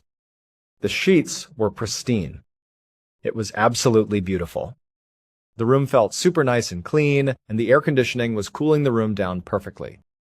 And so, feeling satisfied, she just flopped down on the bed, closed her eyes, and enjoyed the cool air. And at the same time that she was doing this, Audrey, who very likely was also feeling all the symptoms of travel over so many weeks, was acting a bit differently. I mean, she likely was very, very tired as well, but instead of laying down on her bed, she went right into the bathroom and started getting ready for the night. She turned on the shower, laid out her clothes, and began putting on her makeup. And Naomi sort of understood why her sister was in such a rush to get ready. Now, Naomi was looking forward to this night out with these two guys, but she also had a little bit of apprehension about it. I mean, these guys were perfectly nice, and she and her sister had spent plenty of time with them in Vietnam, and really things had been fine. But Naomi felt like Audrey was a little bit more naive and sort of like easier to be taken advantage of than she was. Audrey was younger than her by 5 years, and she had a tendency to see only the good in people, sometimes ignoring potential warning signs. And also, when the sisters had gone on this trip, their parents had been really apprehensive about two young women traveling alone together all over the world. They were worried about their safety, and Naomi had promised to protect Audrey. And so Naomi sort of felt like she had a massive, constant responsibility to keep Audrey safe. And so she was feeling a bit apprehensive about whatever they were going to do that night with these guys. It just sort of seemed like things were moving very quickly, and maybe they should have just let the friendship end in Vietnam. But they were here now, and the guys were waiting. And so Naomi, as she is laying there on the bed and Audrey is getting ready, Naomi decides to just give her parents a call. One of the things Naomi had been doing over the past several weeks on this vacation was constantly updating her parents to assuage their concerns that anything was wrong with their two kids. Naomi wanted her parents to see that she was doing everything she could to keep her and her sister safe. And so she pulled out her phone and she was about to call her parents when suddenly Audrey appeared from the bathroom and said, "Stop." And she told her, like, "Hey, remember, it is evening for us, but back home in Canada, it is the middle of the night. You are going to be waking them up in the dead of night, and they are going to have loads of questions like, why are you calling in the middle of the night? And probably you are going to have to tell them about how we are going out tonight with these two guys, and they're going to worry. Like, do not do that. Spare them the worry. We will talk to them tomorrow when they wake up. They do not need to know what we are doing tonight, and everything is going to be fine." And Naomi was thinking, you know what? She is right. This is a bad time to call. Naomi actually forgot how significant the time change was. And she also was not sure what she would say to her parents about going out with these two guys because it would definitely raise some red flags and cause unnecessary panic. And so Naomi put her phone down and decided, you know what? Tonight is going to be just fine, and I just have to let things go. And so she actually climbed off the bed and she joined her sister in the bathroom and began also getting ready for their big night out. A little bit later, Naomi and Audrey left their hotel room and they headed out to the beach. The air was warm and the island was alive with the sound of music, laughter, and the gentle crashing of the waves. And sure enough, there, right outside of a beachfront bar, were the two Brazilian guys they were meeting up with that night. And as the two girls approached, they saw that each of these guys was holding these big buckets. They almost looked like a toy that a child would use on the sand, to fill it up and make a sandcastle with, like a big colorful beach bucket. And the girls, as they were walking over, were wondering what these buckets were for. They thought it was maybe some joke these guys were going to play, or they did not know what. But as they got closer, they realized that these buckets these guys were holding were filled to the brim with ice and liquid. There was some sort of drink inside of these buckets. And so the girls walked up to them and they said, "Hello." And very quickly, the conversation turned to these big drinks they were holding, and Naomi and Audrey were like, "What are those?" And the guys told them, "These are like these amazing cocktails that you can only get in this part of the world." The girls asked, like, "Well, what is it? What is inside of the drink and what makes it so special?" And the guys kind of looked at each other and laughed, and they were like, "I do not know. Just try it. It is really good and it will make you feel great." Now, Naomi, being the sort of more responsible and cautious one, did not immediately begin drinking either of these drinks. Instead, she sort of paused and thought about it, wondering what kind of ingredients were mixed inside. But Audrey, on the other hand, was totally sold. She reached forward, grabbed one of the buckets, and just began chugging this drink. And so Naomi is looking at her like, "Come on, you cannot just jump into this when we do not even know what this stuff is." But after a couple of big chugs, Audrey lowered the bucket, looked at her sister, and she just grinned. She handed the bucket back to her guy, and then she told Naomi, like, "This tastes great, this is awesome, you have got to try it, just loosen up." And so at this point, Naomi is considering the situation. They had been in Vietnam with these guys, and these guys had gone out partying with them, drinking with them, and they had seemed perfectly trustworthy and respectful. The guys were clearly drinking from these buckets themselves, and it did not seem like anything nefarious or dangerous was going on.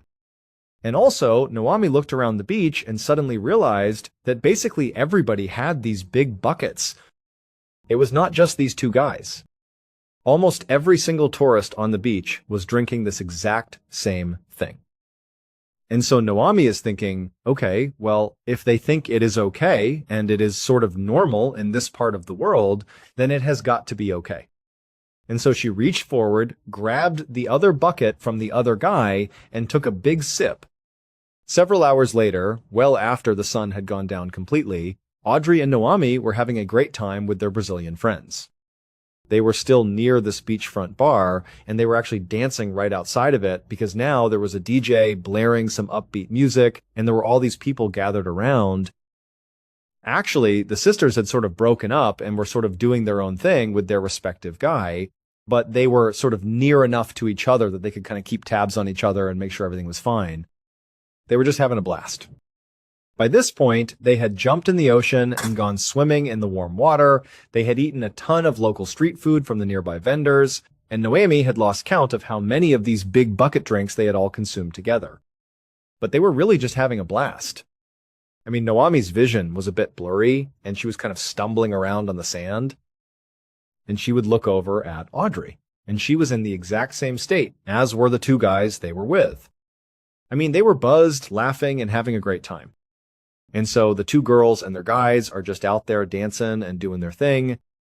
It is about 1 a.m. at this point, and Naomi's guy says to her, "Hey, do you want to head back to the hotel room together?" And Naomi is like, "Yeah, let us go back, but hold on, I want to talk to my sister first." And so Naomi kind of stumbles her way over to Audrey, who is in the middle of this big dance routine with her guy, and she stops Audrey. Audrey whips around, and she is all smiles too. And Naomi is like, "Hey, do you want to go back to the hotel room? We are going back now. Do you want to come?" And Audrey's like, "No, I want to stay here. I am having too much fun. This is awesome. We are just going to keep on dancing. You guys should stay too." But Naomi was like, "No, I got to go. We are going to go back. So are you sure you want to stay?" And Audrey was like, "Yeah, we will stay. We will see you at the hotel soon." Now, typically, Naomi and her sister really rarely separated, especially when they were out drinking and partying, because of all the inherent risks of being alone at night, potentially intoxicated in a foreign place. And so this was kind of a rare thing for her to break away from her sister and separate. But it just seemed like this was okay. It felt safe, the beach was well lit, and these guys they were with really seemed like stand-up guys. And again, Audrey was just having an absolute blast, and Naomi did not really want to stop her from having a good time. And so ultimately, she did say bye to her sister and said she would see her soon. Naomi turned, and with her guy, she headed back to the hotel, and Audrey kept on dancing with her guy in front of the beach bar. Let us now move forward 3 days to the evening of June 15th. Over the last 48 hours, the hotel staff had noticed that the Do Not Disturb sign had remained hanging on the doorknob of room 47. No one had been seen entering or leaving the room, and the room had not been cleaned since the girls checked in on June 12th. This was a busy hotel, and the housekeeping staff had a strict schedule to maintain. On this particular evening, a member of the housekeeping staff walked up to the room carrying her cleaning supplies. She knocked firmly on the door, calling out housekeeping, but there was no response. She knocked again, louder this time, but the only sound was the hum of the air conditioning from inside. Assuming the guests were either deeply asleep or had gone out for the day, the housekeeper pulled out her master keycard. She swiped it through the lock, watched the light turn green, and pushed the door open. She stepped into the room, expecting to do a standard cleaning. But within seconds, the housekeeper was running out of the room in absolute horror. She ran down the hallway, screaming for help, her face pale with shock. By 9 o'clock that night, a team of local police officers arrived at the hotel, led by Lieutenant Colonel Rat Sambo. Sambo was an experienced and respected investigator on the island. He had received a brief explanation of what had been discovered, but walking into the room itself was a heavy experience. When Sambo and his team entered room 47, they were met with a tragic and deeply disturbing sight. Naomi and Audrey Belliner were lying in their respective beds. They were tucked neatly under their sheets, looking almost as if they were asleep. But they were completely still, and they were not breathing. Each of their beds, along with the floor surrounding them, was covered in vomit. Sambo carefully examined the scene and estimated that both women had been dead for somewhere between 12 and 20 hours. His initial theory was that this was a tragic case of severe alcohol poisoning.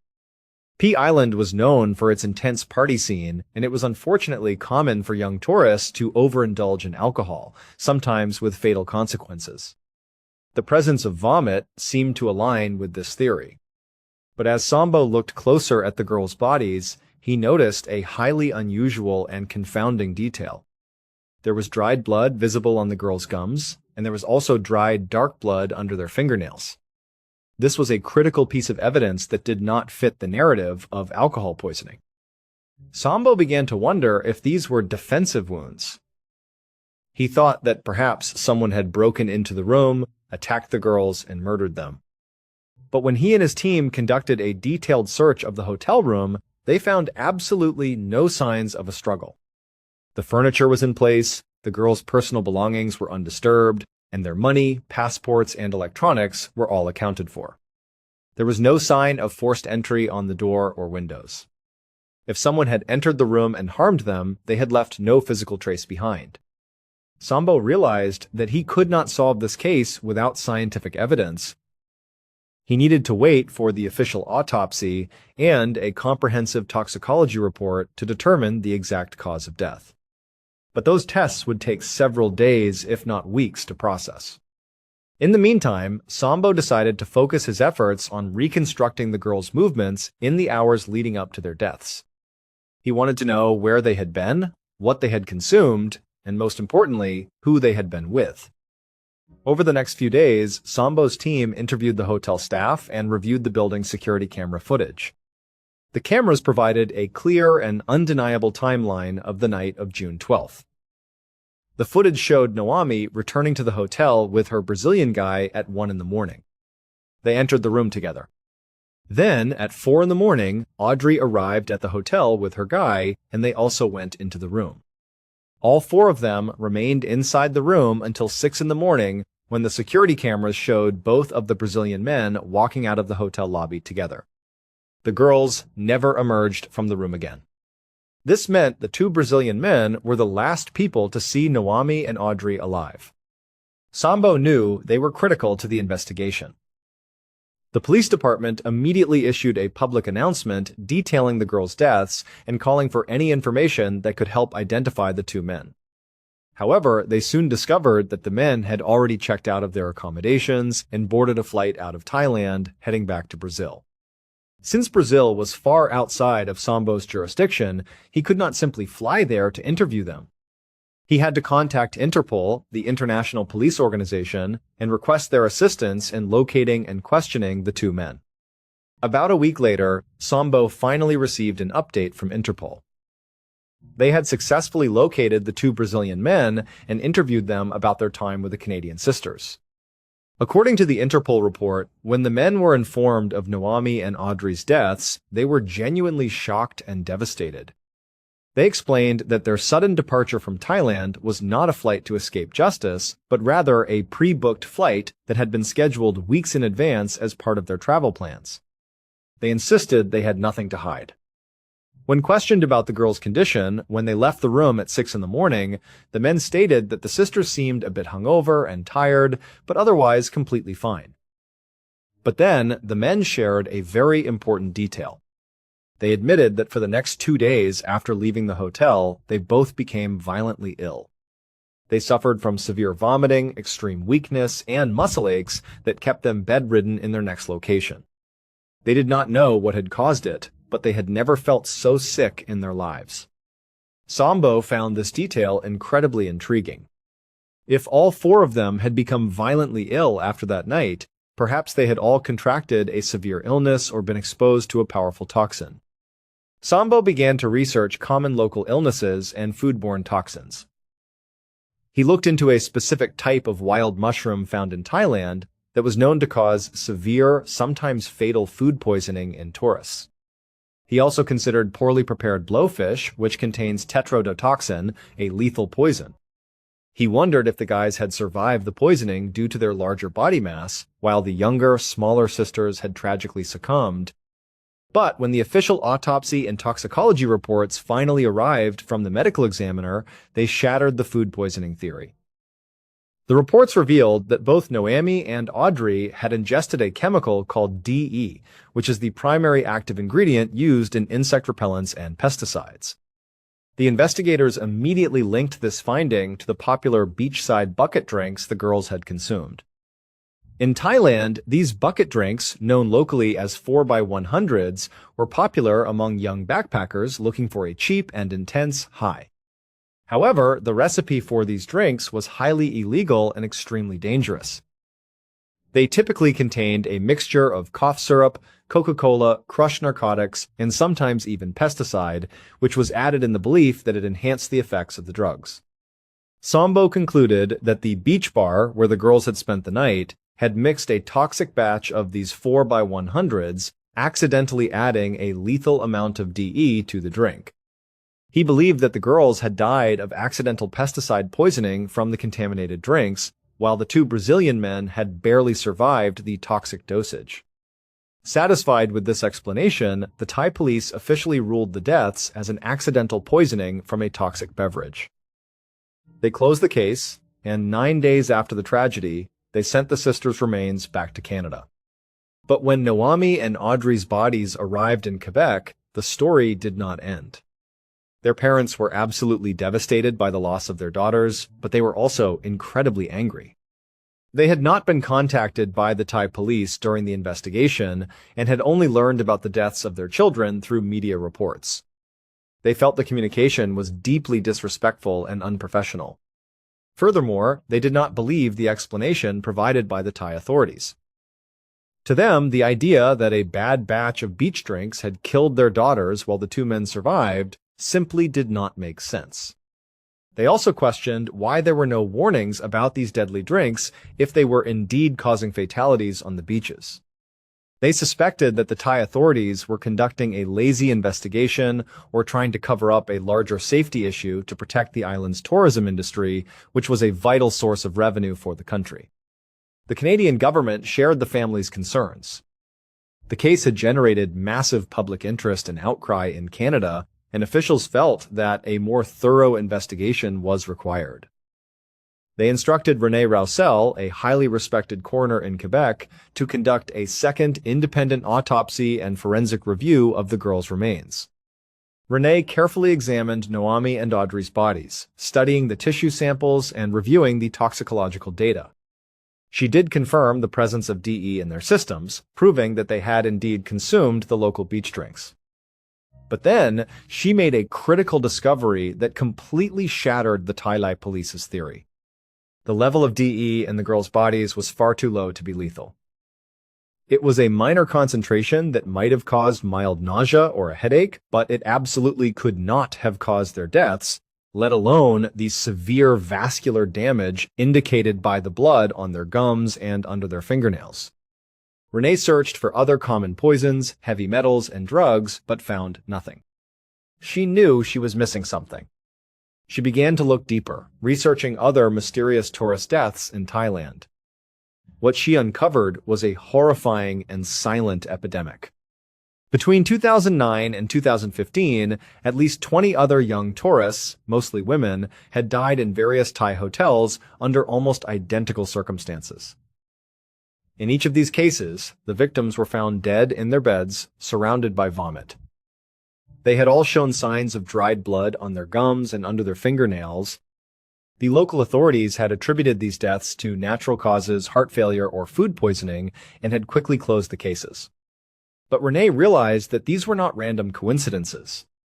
There was a common thread linking all of these deaths, and it was not food or drink.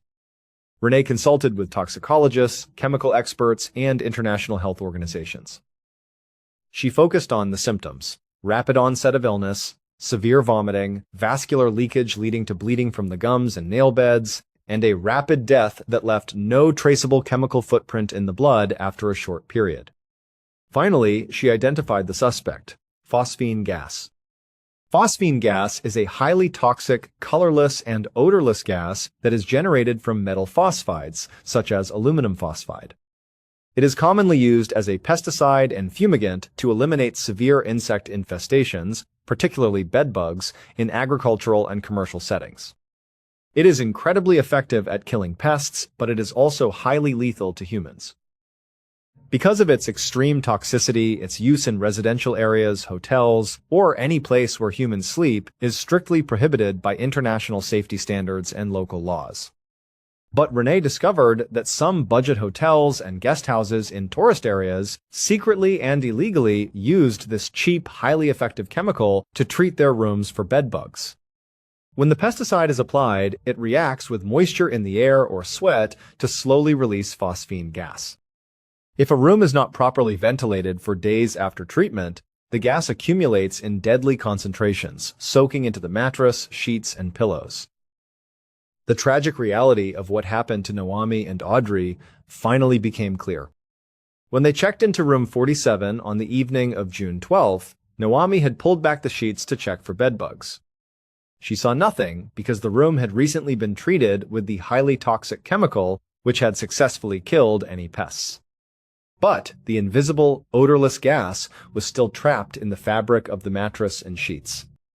When the sisters and their Brazilian friends returned to the room later that night and climbed into the beds, their body heat and sweat accelerated the release of the phosphine gas. As they lay in the beds, they were constantly breathing in the toxic fumes, and the poison was being absorbed directly through their skin. The two Brazilian men left the room at 6 a.m, meaning they were only exposed to the gas for a few hours.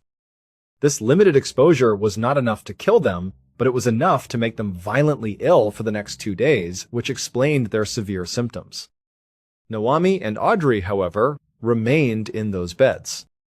Already feeling exhausted and unwell, they stayed asleep for hours, deeply inhaling the concentrated gas. As the poison entered their lungs and bloodstreams, it began to damage their cell membranes and blood vessels, leading to internal bleeding. It paralyzed their muscles, making them too weak to move, scream, or call for help.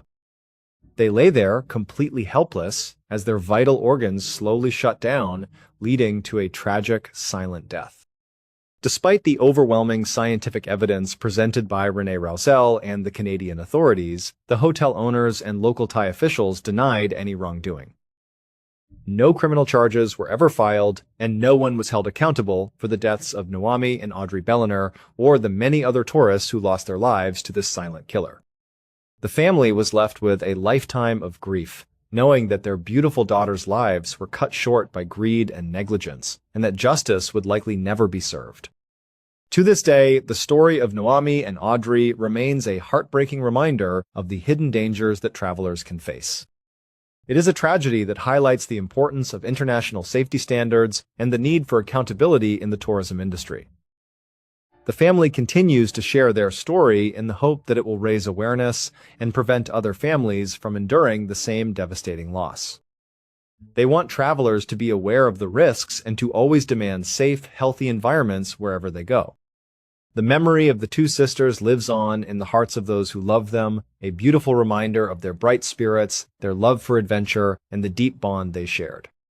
The impact of their loss is felt not only by their family, but also by the wider community in Quebec, where they were known as kind, hardworking, and full of life.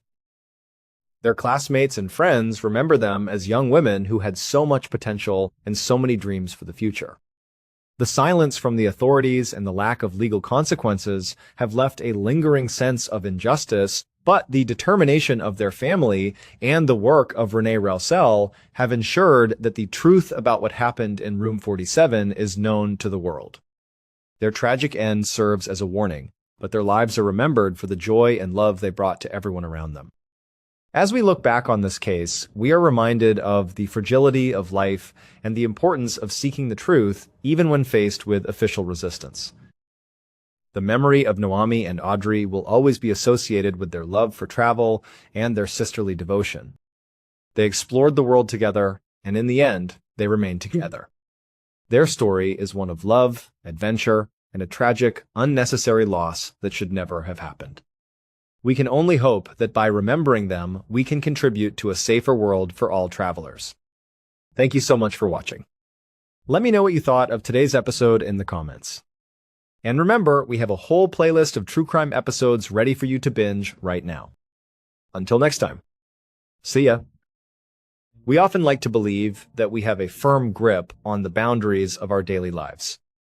We wake up, we follow our routines, and we go to sleep, confident that the world behaves according to a strict set of logical rules. We believe that when a person goes missing, they are simply lost somewhere in the physical world, waiting to be found. We believe that when someone passes away, that is the absolute, definitive end of their story, and their physical body is nothing more than a vessel that has run its course. But today, we are going to look at two incredibly strange cases from East Asia where those very rules of reality seem to bend, shatter, and completely rewrite themselves. The first case takes us to a beautiful but deeply mysterious mountain forest in mainland China in the year 2020. Where a woman went on a simple morning walk and stepped directly into a complete blank spot in time. The second case takes us back to a rural village in Taiwan in 1959, where a family had to face a reality so bizarre that even the national government had to launch an official investigation.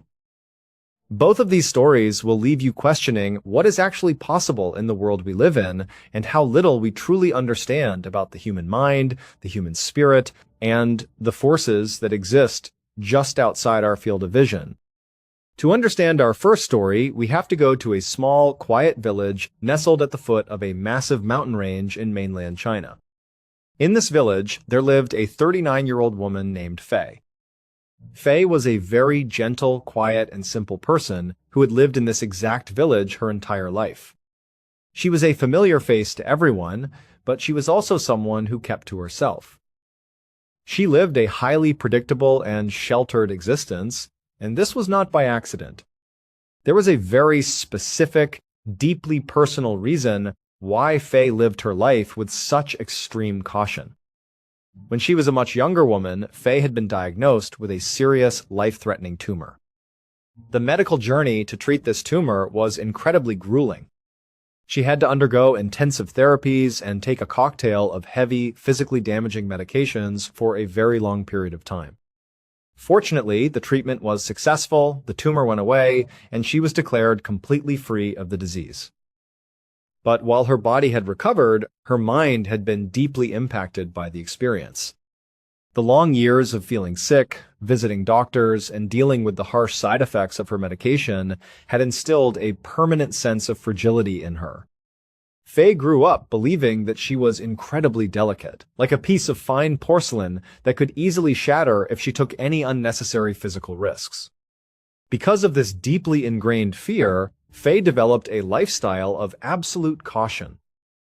She avoided any form of physical exertion, she never played sports, she never traveled to unfamiliar cities, and she absolutely refused to go anywhere near the rugged, steep mountain trails that surrounded her village. While her neighbors and family members would regularly venture up into the mountains to gather wood, pick wild herbs, or simply enjoy the fresh air, Faye remained strictly on the paved, flat roads of her village. She felt that as long as she stayed on the flat ground and followed her familiar path, she would remain safe and healthy. Over the years, this desire for safety turned into a highly disciplined, comforting daily routine. Every single morning, Faye would wake up early, put on her favorite bright red winter coat, and step out of her house. She would walk down the quiet village streets to the local convenience store. There, she would take her time browsing the aisles, eventually purchasing a large assortment of sweet pastries, sesame biscuits, and other small snacks. Once she paid the clerk, she would step back outside and decide which of her relatives she would visit that day. She would walk to her parents' house, her sister's house, or back to the home she shared with her husband. She would spend her afternoon sitting with them, sharing her snacks, chatting about the local gossip, and enjoying the quiet comfort of her family. This was her entire life, and while it kept her safe, it also made her quite isolated. She did not really have any close friends, and she rarely did anything purely for fun.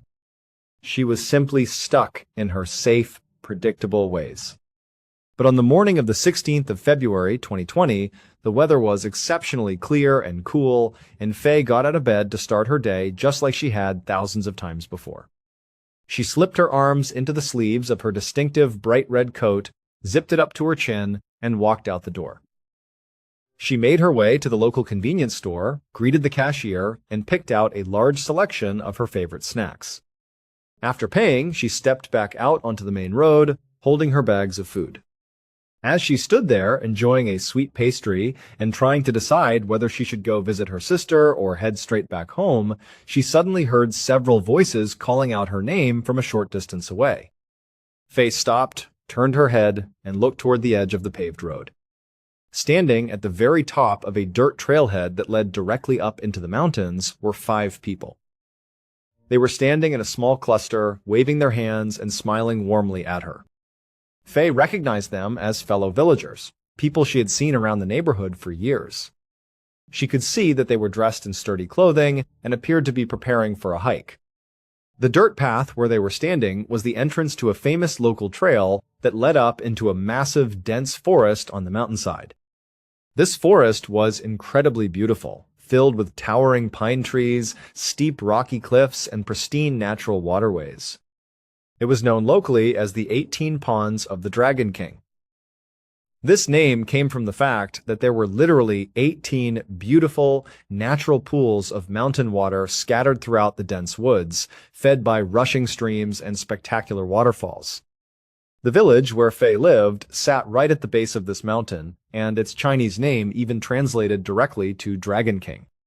Despite living her entire life next to this breathtaking natural wonder, Faye had never once set foot on that trail. She had heard her family members and neighbors describe how magnificent the waterfalls were and how peaceful the air felt up among the ponds, but her fear of getting hurt or falling ill had always kept her away. It was simply too risky for someone who viewed herself as frail. But on this particular morning, as the 5 villagers called out her name and waved, something unexpected happened inside of Faye. They called out to her saying, "Hey, Faye, come over here, come join us." They told her they were heading up to the 18 Ponds of the Dragon King for a beautiful morning hike, and they wanted her to come along with them.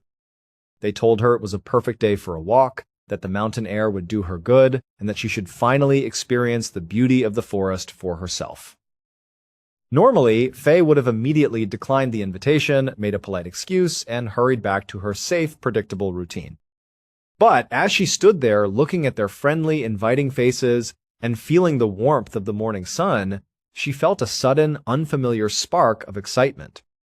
She thought about how repetitive her life had become, how she did the exact same thing every single day, and how she had never once allowed herself to experience the incredible natural beauty that lay just outside her door. She looked at the 5 people and thought to herself that they seemed very competent, kind, and responsible. Surely, if she was hiking with a group of trustworthy neighbors, nothing bad could possibly happen to her.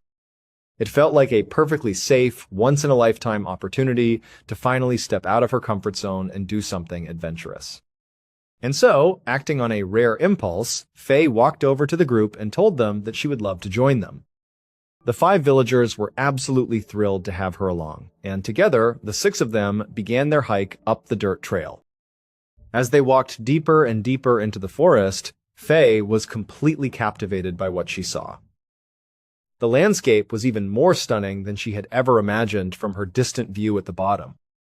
The towering trees filtered the bright sunlight, casting beautiful dancing shadows on the forest floor, and the air smelled incredibly fresh, filled with the scent of pine and damp earth. Faye felt a deep, overwhelming sense of joy and liberation. For the first time in her life, she was experiencing the natural majesty of her home, and she felt completely alive. The 5 companions were wonderful hiking partners. They chatted amiably, asking Faye about her life and sharing stories of their own. Faye opened up to them, talking about her childhood, her past health struggles, and how much this walk meant to her. The conversation flowed easily, and the miles seemed to fly by as they climbed higher up the mountain. Eventually, the trail led them deep into the heart of the forest, where they reached one of the largest and most beautiful ponds in the entire area. It was a truly magical spot. The trees cleared, allowing the warm, bright sunlight to pour down on a pristine, emerald-green pool of water. A gentle waterfall cascaded down a rocky cliff face, feeding into the pond with a soothing, rushing sound. The group decided that this was the perfect place to stop and rest. They all took a seat right on the rocky shore of the pond, and Faye's companions began to unpack some food. Faye opened up the bags of snacks she had purchased at the convenience store that morning, and together, they enjoyed a wonderful picnic in the warm sunlight. Faye sat there, listening to the sound of the waterfall, eating her snacks, and feeling an incredible sense of peace.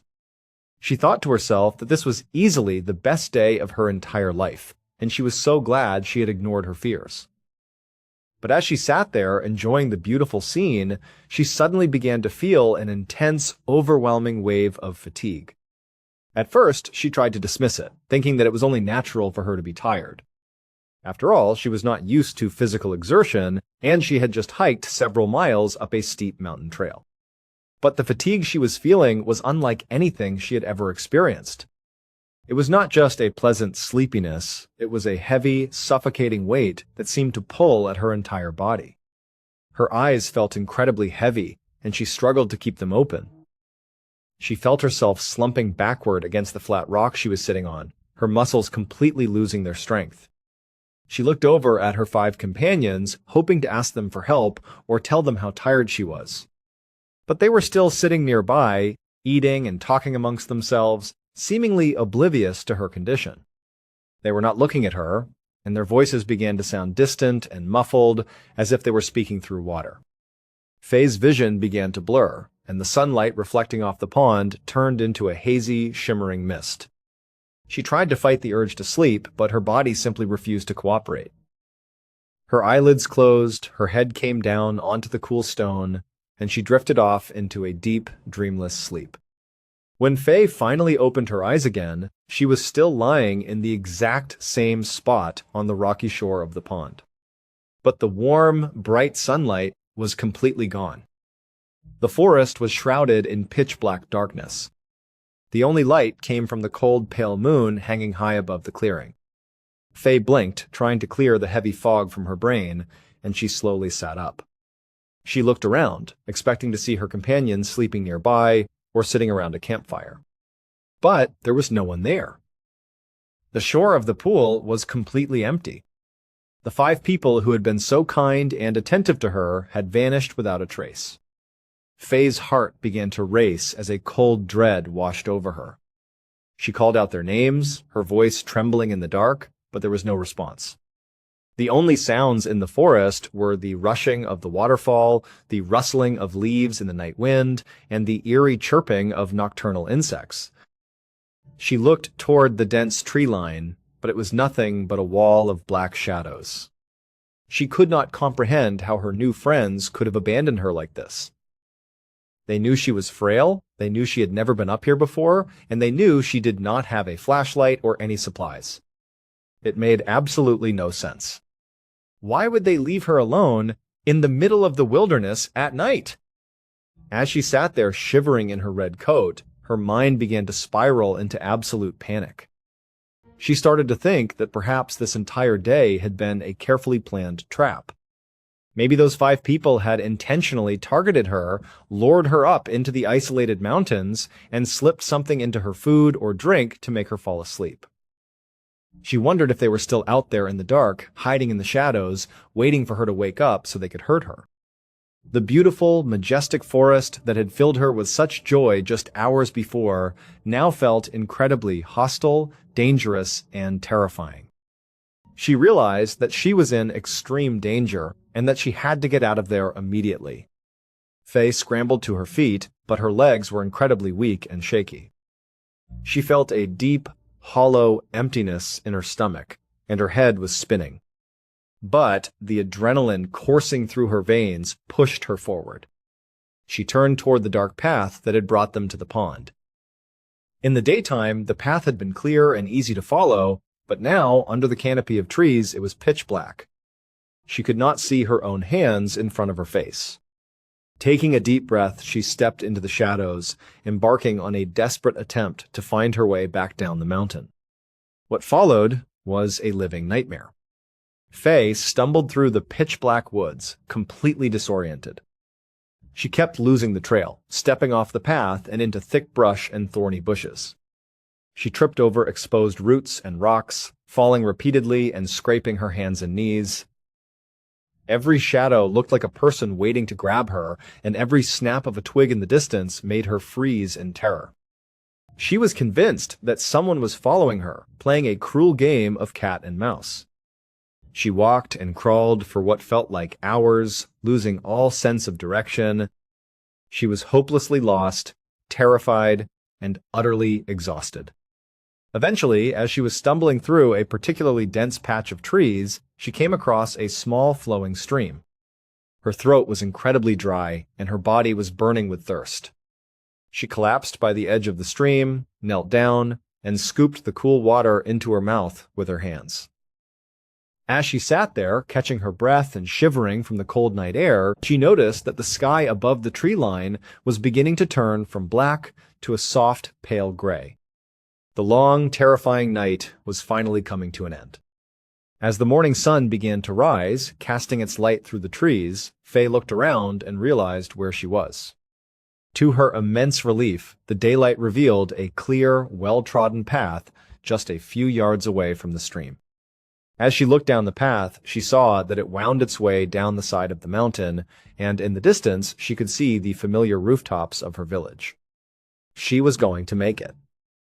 She was going to survive. Faye mustered all of her remaining strength and began her descent down the mountain. As she got closer to the bottom, she looked ahead and saw a large group of people gathered at the trailhead. There were dozens of them, standing together and talking animatedly. Faye felt a massive surge of relief. She assumed that her family had realized she was missing and had organized a search party to come look for her. She began to wave her arms and call out to them, shouting that she was okay and that she was coming down. Some of the people in the crowd heard her voice and looked up the trail. They saw a figure in a bright red coat walking toward them. But instead of cheering or running up to greet her, the crowd fell completely silent. They stood there, frozen, staring up at her with expressions of absolute shock and disbelief. Faye found their reaction very strange, but she was too tired to think much of it. She kept walking, and as she got closer, she recognized many of her friends, neighbors, and family members. Among the crowd was her sister. Faye waved directly at her sister and called out to her, telling her not to worry. Her sister stepped forward, her face pale, and walked toward Faye with hesitant, trembling steps.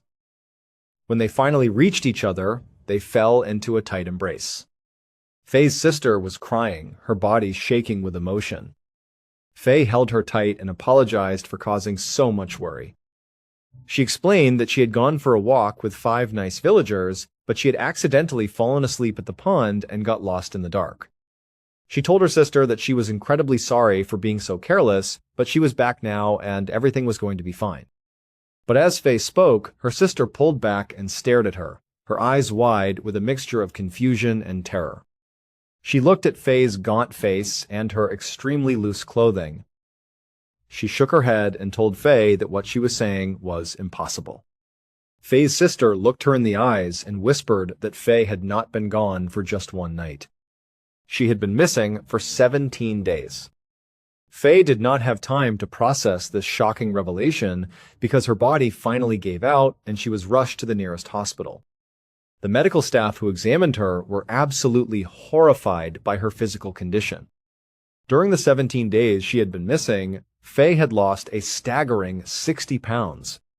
She was severely malnourished, dangerously dehydrated, and her body was on the verge of complete organ failure. The doctors were baffled as to how she was still standing, let alone how she had managed to walk down the mountain on her own. To lose that much weight and survive in the wilderness without food or proper shelter for nearly 3 weeks was a medical miracle. As Faye lay in her hospital bed, slowly recovering, her family and local authorities began to piece together what had happened during her absence. The police showed her security footage from the morning of the 16th of February 2020. Because she was wearing her highly distinctive bright red coat, she was very easy to spot. The footage showed her walking past the convenience store and heading straight toward the trailhead of the 18 Ponds of the Dragon King. But as Faye watched the video, she gasped. The footage clearly showed her walking up the trail entirely by herself. There were no 5 people walking with her. There was no group of friendly villagers chatting and laughing by her side. She was completely alone. Faye was deeply confused and insisted that she had been with 5 specific people. She gave the investigators their names and described their faces and the conversations they had shared. But when her family heard the names, they fell silent and looked at her with pity and fear.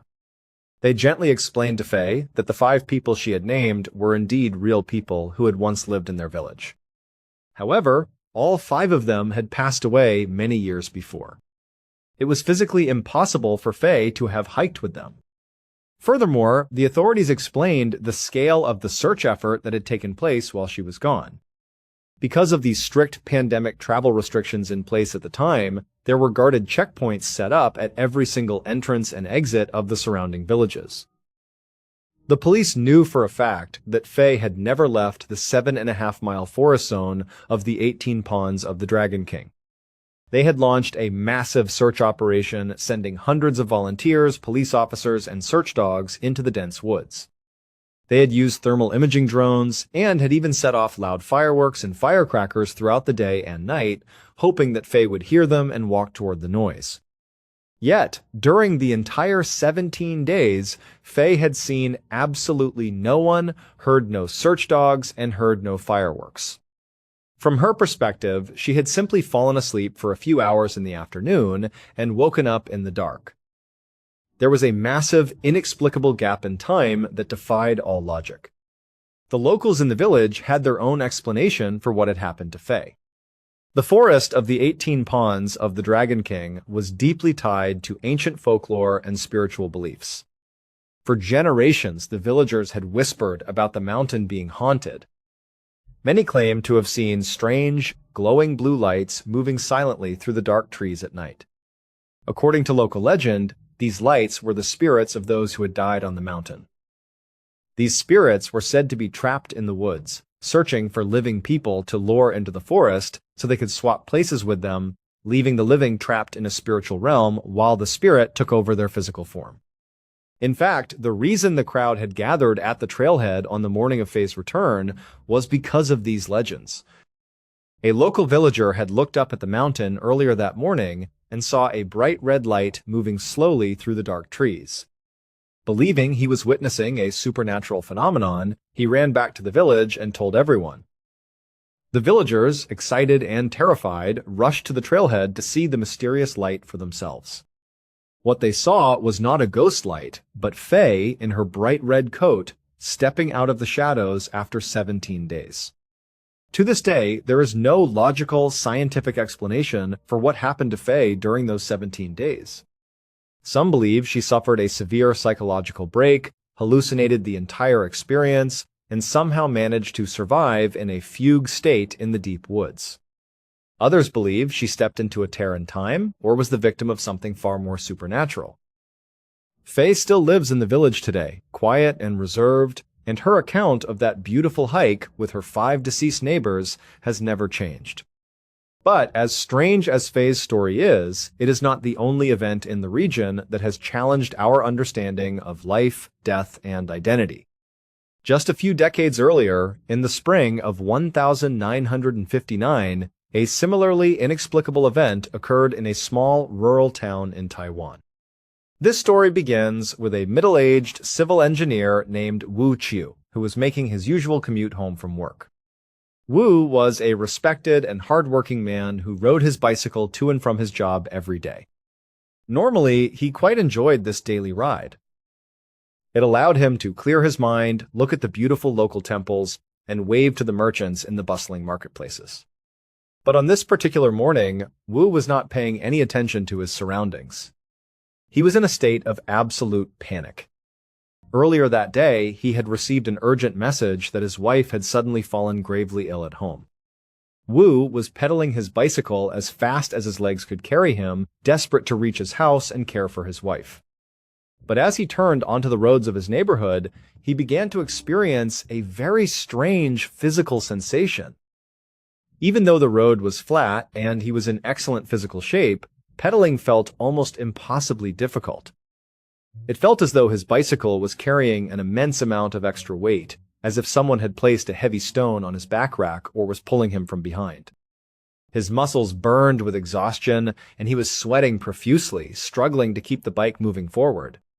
He could not understand why a simple ride home was taking such a massive toll on his body, but he forced himself to keep going, driven by fear for his wife. As he made his final approach to his street, he saw them as neighbors standing outside. Wu was a deeply polite and neighborly man, so despite his exhaustion and hurry, he took a moment to look at the neighbor and give them a warm wave. But the neighbor did not wave back. Instead, they stared at Wu with a look of intense disgust and hostility. The neighbors scowled, turned their back on him, and walked away. Wu was highly confused by this reaction, but he did not have time to dwell on it. A few moments later, as he got even closer to his house, another neighbor came outside. Once again, Wu tried to be polite, offering a quick greeting as he struggled past. But this neighbor, too, stared at him with complete disdain, as if Wu had committed some horrible, unspeakable crime. The neighbor did not say a word, scoffed, and went back inside their house. Wu was completely bewildered. He had always been on excellent terms with everyone on his street, and he had no idea what he could have possibly done to deserve such treatment. But his wife was his top priority, so he pushed the strange encounters out of his mind, parked his heavy bike, and rushed inside his home. Wu ran into the bedroom and found his wife lying in bed. Her name was Lin Wangyao, and she was 37 years old. Lin had always been a very frail and delicate woman. She was prone to minor illnesses, headaches, and low energy, so Wu was used to taking care of her when she was feeling unwell. But the moment he looked at her face, he knew that this was different. Lin was deathly pale, her skin was slick with sweat, and she was burning up with a terrifyingly high fever. She was completely unresponsive to his voice, only groaning in pain. Wu immediately sprang into action. He rushed to the kitchen to prepare warm tea and light soup, hoping to get some fluids into her. But when he brought the food to her bedside, Lin was too weak to even swallow a single sip. Her condition was deteriorating rapidly. Throughout the long night, Wu did not sleep. He sat by her side, constantly applying cool cloths to her forehead and praying for her fever to break. But the fever only grew worse, and Lin began to slip in and out of consciousness. Over the next 2 days, the situation became desperate. Lin stopped responding entirely. She did not eat, she did not drink, and she lay completely still, her breathing shallow and ragged. Wu knew that he had to get her to a hospital. But in 1959, in this remote and rural part of Taiwan, getting medical help was a massive challenge. Wu did not own a car, and there were no emergency services to call. The nearest hospital was miles away, and he could not carry his unconscious wife on his bicycle. He remembered that one of his neighbors owned a donkey cart, which was the only form of transport on their street capable of carrying a sick person. Wu ran outside and saw the neighbor standing near the cart. He rushed over, flagging him down, and desperately begged him to use the cart to transport Lin to the hospital. But the neighbor looked at Wu with the exact same expression of disgust and anger that the other neighbors had shown him days before. The neighbor scoffed, turned away, and refused to help. Wu was stunned and furious. He grabbed the neighbor and pleaded with him, explaining that Lin was actively dying and that she would not survive another day without a doctor. When the neighbor heard that Lin's life was truly in imminent danger, his expression softened slightly and his hostility was replaced by a reluctant pity. He agreed to help, and together they went into the house, lifted Lin's limp body, and placed her in the back of the donkey cart. The journey to the hospital was agonizingly slow. It took several hours of bumpy, painful travel for the donkey cart to reach the clinic. By the time they arrived, Lin was completely unresponsive. The doctors and nurses rushed her inside and began doing everything they could to stabilize her. But her body was simply too weak. That night, Lin fell into a deep coma, and shortly after, she was pronounced dead. Wu was absolutely devastated by the loss of his quiet, gentle wife. He and the neighbor loaded her body back onto the donkey cart and made the somber journey back to their village. According to traditional Taiwanese customs, when a loved one passes away, their body is placed in a coffin and kept inside the family home for 7 days.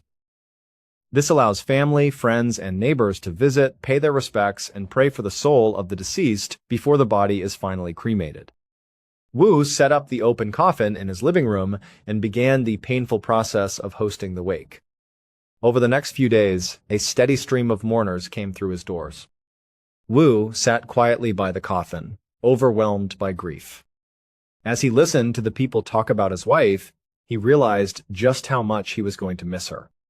Lin had been a very simple, uneducated woman.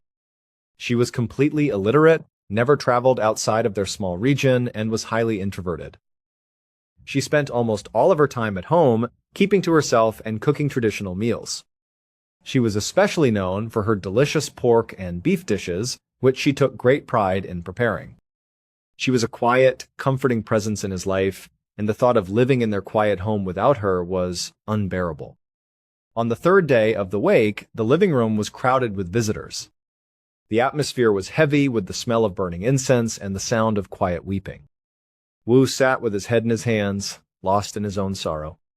But suddenly, the quiet murmuring in the room stopped. A sudden, heavy silence fell over the entire house. Then, someone in the room let out a sharp, terrified gasp.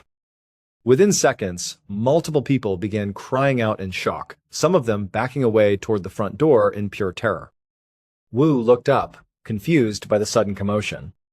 He saw that the mourners were all staring at the open coffin with wide, terrified eyes. Wu turned his gaze to the coffin, and his heart nearly stopped. Lin, who had been officially pronounced dead by doctors 3 days prior, and whose cold, lifeless body had been lying in a coffin this entire time, was suddenly sitting completely upright. She was blinking her eyes, looking around the crowded room with a look of mild confusion. For a moment, Wu was frozen in place. His mind raced, trying to find a logical explanation. He thought that perhaps the hospital doctors had made a catastrophic error. He thought that maybe his wife had not actually died, but had instead fallen into an incredibly deep, catatonic state that mimicry death so perfectly that no one could detect a pulse. He believed that she had simply woken up from this deep coma. But even as he thought this, a part of him knew how impossible it was. He had been by her side for 3 days.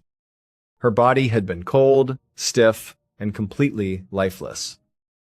She had not breathed, she had not moved, and she had gone without a single drop of water or food for days. But as the initial shock began to wear off, the natural human instinct to help took over. Wu and several of the braver mourners rushed to the side of the coffin. They gently lifted Lynn out of the wooden box and carried her back to her bedroom, laying her down on the mattress. Lynn was incredibly weak and could not speak, but she pointed to her throat, gesturing that she was thirsty. Wu quickly brought her a cup of water, which she drank slowly. Everyone in the room was in a state of utter bewilderment. They told Wu that they needed to get her back to the hospital immediately. But Wu looked at his wife's fragile form and shook his head. He knew how brutal the journey in the donkey cart had been, and he was terrified that moving her now would kill her. He decided that she was far too weak to travel, and that the best course of action was to keep her in bed, keep her comfortable, and pray that she would gain enough strength over the next few days to be safely moved. Over the course of that afternoon and evening, Wu and his family members stayed by her bedside, watching her closely. And then, something truly miraculous began to happen. Instead of remaining weak and frail, Lynn began to recover at an impossibly rapid pace. Within just a few hours, the color returned to her cheeks. Her breathing became strong and steady, and she began to sit up and move her limbs with an ease she had never possessed before. By the time night fell, Lynn was not only sitting up, but she was talking, laughing, and acting as if she had never been sick at all. In fact, she seemed to have far more physical energy and vitality than she had ever shown in her entire life. It was a complete medical impossibility, but Wu was simply too overjoyed to care. His wife was alive, and she was healthy. But the next morning, the joy began to turn into a deep, unsettling confusion. Lynn woke up early, full of energy. She got out of bed, stretched, and told Wu that she wanted to go for a long walk. She wanted to visit the local temple and walk through the town. Wu was hesitant, but seeing how healthy she looked, he agreed. The two of them stepped outside and began their walk. As they walked down the street, Wu found himself struggling to keep up with her. Lynn was walking at an incredibly brisk, athletic pace, her steps light and energetic. This was highly unusual, as Lynn had always walked slowly and delicately due to her frail health. But that was only the beginning of the strangeness. As they encountered neighbors on the street, Lynn would stop and greet them. But as Wu listened to his wife speak, a chill ran down his spine. The voice coming out of her mouth did not sound like Lynn's voice. The tone, the cadence, and the pronunciation were completely different. Most notably, she spoke with a distinct, heavy regional accent from a completely different province of Taiwan, an accent that Lynn had never used and had never been exposed to. Over the next few weeks, the changes in Lynn became impossible to ignore. She was a completely different person in every imaginable way. The first major shock came when Lynn sat down at the kitchen table, picked up a newspaper, and began reading it aloud. Before her illness, Lynn had been entirely illiterate. She had never gone to school, and she could not read or write a single character. Yet here she was, reading complex newspaper articles with perfect ease. Not only could she read, but she also began speaking fluent, formal Mandarin. In 1959, many rural Taiwanese villagers only spoke local dialects, and Lynn had never known a word of Mandarin.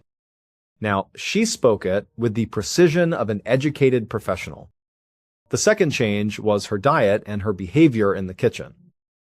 Lynn had always been an exceptional cook who loved preparing rich meat dishes for her husband. But after her recovery, she refused to touch meat. She declared that she was a strict vegetarian and that the very smell of cooking meat made her feel ill. She stopped cooking her signature dishes entirely, choosing instead to eat only simple vegetables and grains. Furthermore, this quiet, introverted, and submissive woman was now highly outspoken, confident, and sharp-witted. She began talking with incredible detail and authority about complex subjects like business, accounting, and bookkeeping topics that the original Lynn had absolutely no knowledge of. One afternoon, Lynn sat Wu down and told him that he was wasting his talents working as a civil engineer. She analyzed the local economy with incredible precision and told him that there was a massive, untapped demand for construction supplies in their growing town. She strongly advised him to quit his stable job, take their savings, and open a building materials business. She offered to manage the books and handle the financial accounting herself. Wu was terrified of taking such a massive risk, But his wife spoke with such absolute confidence and authority that he found himself agreeing to her plan. He quit his job and opened the shop. To his absolute amazement, Lin's business instincts were flawless. She took over the accounting, managing the finances with professional efficiency. The business became incredibly successful, and they soon began earning far more money than they ever had before. The story of the woman who rose from the dead and became a brilliant Mandarin-speaking businesswoman spread like wildfire. It became the talk of the entire region, and eventually rumors of this miraculous transformation reached the highest levels of the Taiwanese government. The authorities were deeply skeptical of the supernatural rumors, suspecting that some kind of fraud or psychological trickery was taking place. They decided that they needed to conduct an official investigation to uncover the truth. On the 17th of March, 1962, 3 years after her miraculous awakening, the government officially summoned Lin for questioning. Lin, who was completely unfazed by the government's interest, agreed to go. She was brought to a highly secure military hospital, where she was scheduled to be examined and interviewed by the hospital's chief physician, a highly respected and skeptical military doctor. The chief physician sat in his examination room waiting for the patient. He had read the reports and believed that this was likely a case of severe dissociative identity disorder or a highly elaborate hoax. He was prepared to ask tough, analytical questions to expose the truth.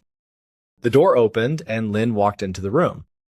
She looked like an ordinary, middle-aged village woman. But the moment her eyes met the chief physician's face, she stopped in her tracks. A look of profound recognition washed over her face.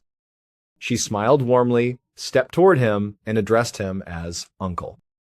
The chief physician was completely taken aback. He frowned and asked her why she was calling him Uncle, as he had never met her or anyone from her village before. But Lin did not back down. She began speaking to him with incredible familiarity, referencing private family matters and personal details that no stranger could possibly know. The doctor's skepticism began to crumble, replaced by a growing sense of shock. He immediately picked up the telephone and called his wife, asking her to come to the hospital right away without explaining why. An hour later, the doctor's wife arrived at the examination room. She had never met Lin, and she had no idea what this meeting was about. But the moment she walked through the door, Lin looked at her, smiled, and called her Auntie. It was then that Lin sat the couple down and revealed the unbelievable truth.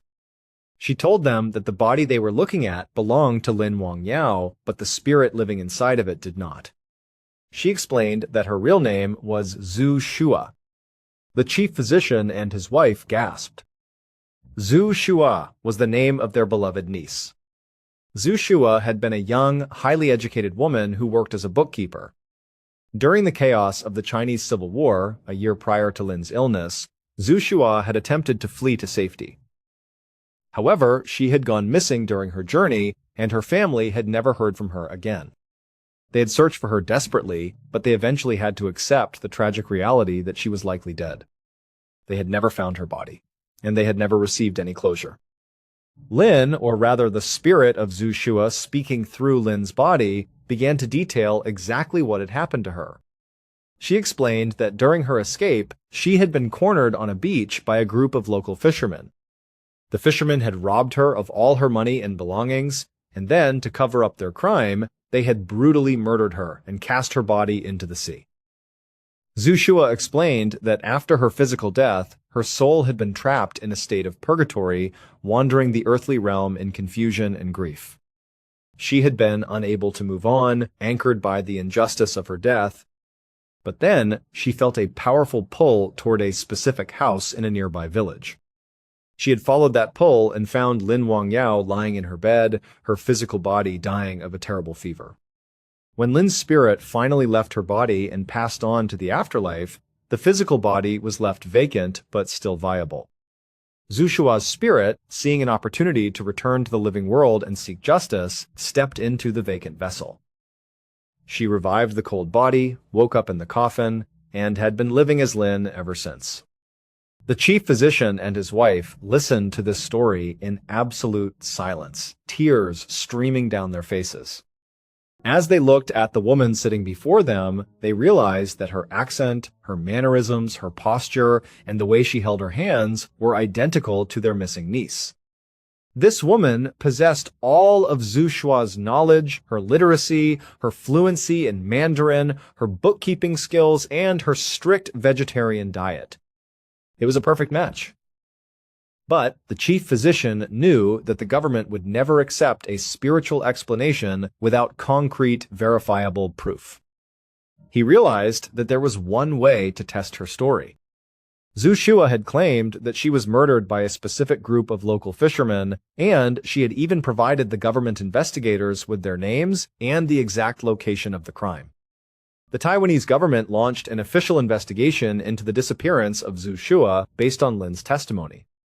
They tracked down the names of the fishermen she had provided.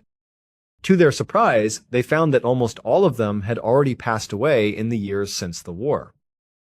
However, there was one surviving fisherman still living in a quiet coastal village. The police went to the fisherman's home and brought him in for questioning. They did not tell him about Lin or the claims of reincarnation. They simply asked him about the missing young woman from years ago. At first, the old fisherman was defensive. But as the police pressed him with specific details of the crime, details that had never been made public, the man broke down. He wept and confessed to the crime. He admitted that his group of fishermen had indeed cornered, robbed, and murdered the young woman on the beach. But then, the fisherman added a detail that sent chills down the investigators' spines. He told the police that during the attack, he had felt an overwhelming sense of guilt. He had tried to stand up to the other fishermen and begged them to spare the girl's life, but they had ignored him and proceeded with the murder anyway. This exact detail that one of the fishermen had tried to save her was something that Lin had specifically told the investigators during her interview at the military hospital. There was absolutely no way for an illiterate village woman living miles away to have known this private, decades-old secret. Based on the fisherman's confession and the incredible consistency of the details, the Taiwanese government officially closed the case of Zhu Shua's disappearance. They updated her status from missing to murdered, and they officially recorded the deceased fishermen as her killers. The government, a highly bureaucratic and skeptical institution, had essentially solved a cold case murder using the testimony of a reincarnated spirit. But there was still one lingering mystery from the very beginning of the story. When Wu Chu had been riding his bicycle home on the day his wife fell ill, he had been deeply hurt by the hostile reactions of his neighbors. He had not understood why they had looked at him with such intense disgust. During the government's investigation, the investigators interviewed those exact neighbors to get their perspective on the events. When asked about that day, the neighbors explained that they had been absolutely outraged by Wu's behavior. They told the police that they all knew Lin Wangyao was lying in bed, desperately ill and close to death. Yet, as they stood outside their homes, they saw Wu Chu pedaling down the street, sweating and struggling. And sitting directly on the back rack of his bicycle was a young, unfamiliar woman. The woman was holding on to his waist, riding along with him. To the neighbors, it appeared that Wu Chu was flagrantly parading his mistress through the street while his devoted wife lay dying in their home. It was an act of supreme disrespect and cruelty, which is why they had looked at him with such utter disdain and refused to wave back. But Wu Chu had sworn under oath that he was completely alone on his bicycle that day. He had not been carrying any passenger. However, he did vividly remember that the bicycle had felt incredibly, inexplicably heavy, as if he was carrying an extra 100 pounds of weight up the flat road. According to Lin, or Zhu Shua, the mystery was simple. Zhu Shua's spirit had been drawn to Wu's house that morning, knowing that Lin's body would soon become available. As Wu was riding home in a panic, her spirit had hitched a ride on the back of his bicycle. Because spirits are invisible to those who are not spiritually sensitive, Wu could not see her, though he could feel her physical weight. But the neighbors, perhaps due to the strange spiritual energy surrounding the impending transition, had briefly seen the form of a young woman riding on the back of the bike. For the rest of her long life, Lin Wangyao lived as Zhu Shua. She never returned to her old personality, her old diet, or her illiteracy. She remained a sharp, confident, and highly respected member of her community, acting as a spiritual guide and counselor for many who sought her wisdom. She and Wu Chu lived a long, prosperous life together, running their successful business. Zhu Shua passed away in the year 2018 at the remarkable age of 97. At her funeral, the family hung beautiful ceremonial banners that displayed both of her names, Lin Wangyao and Zhu Shua. It was a final, respectful acknowledgement of the two lives that had shared a single physical vessel. These two extraordinary stories, occurring decades apart in different regions, present us with a profound mystery. In the case of Faye, we have a woman who vanished into a heavily monitored forest, only to return 17 days later, having lost 60 pounds, with a completely altered perception of time and memories of hiking with the dead. In the case of Lin Wangyao, we have a woman who officially died, only to sit up in her coffin 3 days later, speaking a different language, possessing advanced professional skills, and carrying the memories of a murdered stranger whose killers she was able to identify with perfect accuracy. Are these events the result of rare, extreme psychological phenomena that science has yet to fully map? Or did these two women truly step across the invisible boundaries that separate our physical reality from something far more mysterious, vast, and unexplained? We may never know the absolute truth, but the documented evidence, the police records, and the lives of the people involved suggest that the world we live in is far more mysterious than we could ever begin to imagine. Thank you so much for watching. Until next time! A woman called a moving company in New York and suddenly realized something was terribly wrong. The employee who answered the phone told her that her 8-year-old daughter, Eliza, never showed up for work that day. At first, the woman said nothing. Then, her breathing changed. Her voice started trembling. And before hanging up, she quietly said she needed to call 911 immediately. Just moments earlier, she had walked into her house and found the entire place destroyed. Furniture overturned. Papers scattered everywhere. And upstairs, behind a locked bedroom door, was something waiting that would horrify detectives for months to come. That night, the 10th of August 2005, investigators in New York began looking into what appeared to be a violent home invasion.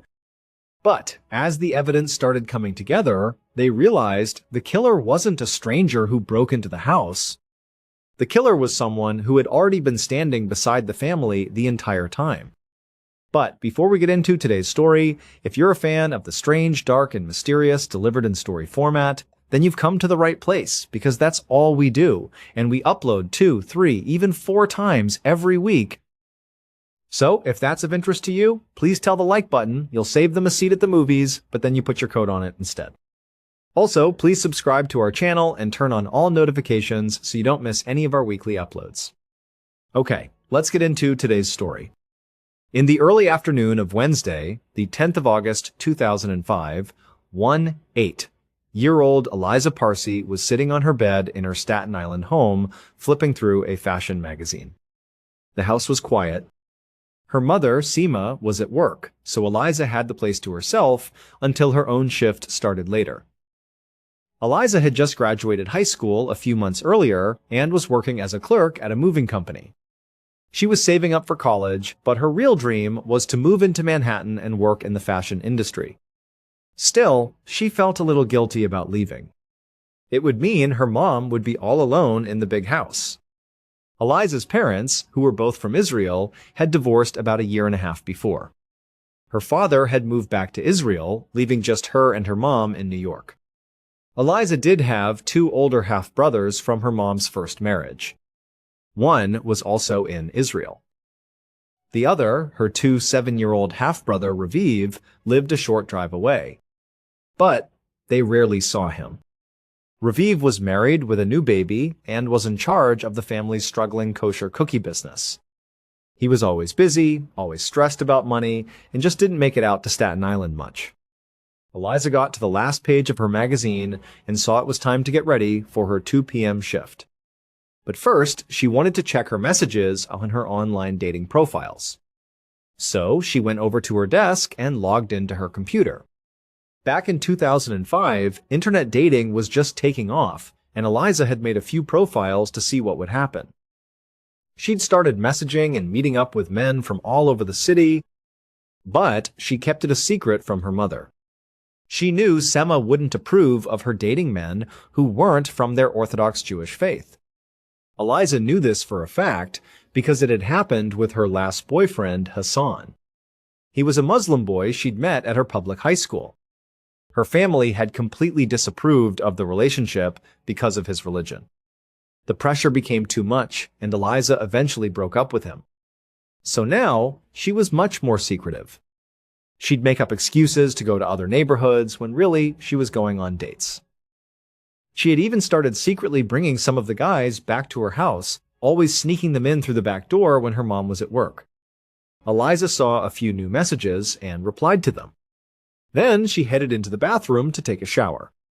A few minutes later, she turned off the water and heard a noise from outside the bathroom. She'd heard a landscaping crew next door earlier, but this was different. It was a weird banging sound. Thinking it might just be the landscapers next door, Eliza stepped out of the shower and wrapped a towel tightly around herself. Then, she slowly opened the bathroom door to see where the noise was coming from. But someone was already inside the house. That night, around 7:30 p.m., Eliza's mother, Sema, got home. She put her key in the front door, but it would only open a few inches. Something was blocking it. Confused, Sema shoved against the door until she could squeeze inside. The first thing she saw was that a heavy mirror had been propped against the door. Before she could process why, she turned on the lights and saw her living room was completely destroyed. Furniture was overturned, cabinets were open, and papers were everywhere. Sema immediately felt her heart start pounding. Someone had broken into the house. But then another thought hit her. Where was Eliza? Sema knew her daughter had been home. She started calling out her name, but there was no answer. She ran upstairs and saw that the door to Eliza's room was closed. She tried the handle, but it was locked. This was wrong. Eliza never locked her door. In a panic, Sema banged on the door, screaming Eliza's name. But there was only silence. She pulled out her phone and called the moving company. When Eliza's boss told her she'd never shown up for work, Sema's stomach dropped. With trembling hands, she hung up and dialed 911. About an hour later, Detective Michael Kenny of the NYPD arrived. The street was swarming with neighbors, and yellow crime scene tape was stretched across the front yard. He parked and walked to the house, where 2 patrol officers met him. They told him they'd responded to a robbery call, had to break down a locked bedroom door, and inside, they found the body of one 8-year-old Eliza Parsi. The officers said the whole house was torn apart, but they couldn't find any sign of a forced entry. They pointed to Sema, who was standing nearby with a young man. Kenny knew he'd have to talk to her, but first, he needed to see the scene for himself. Inside, the living room was a mess, but Kenny noticed that valuable items like the TV and stereo were sitting out in the open, untouched. That was unusual for a burglary. He went upstairs to Eliza's room. It was also ransacked.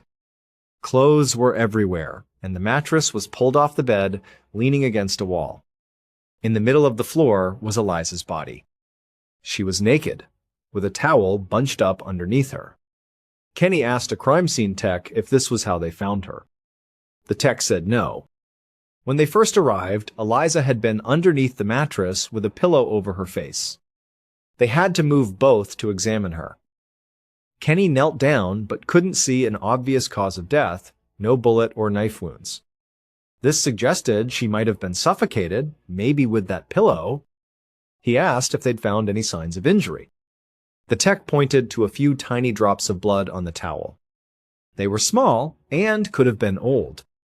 But all the details, a naked young woman, the mattress, the pillow, the blood, made Kenny suspect she had been sexually assaulted before she was killed. He told the tech to collect the blood and any other fluids as evidence. A few minutes later, Kenny went outside to speak with Sema. She was crying on the shoulder of a young man who immediately stepped forward when he saw Kenny. He demanded to know why they couldn't see Eliza and why the police weren't out arresting her killer. Kenny took a deep breath.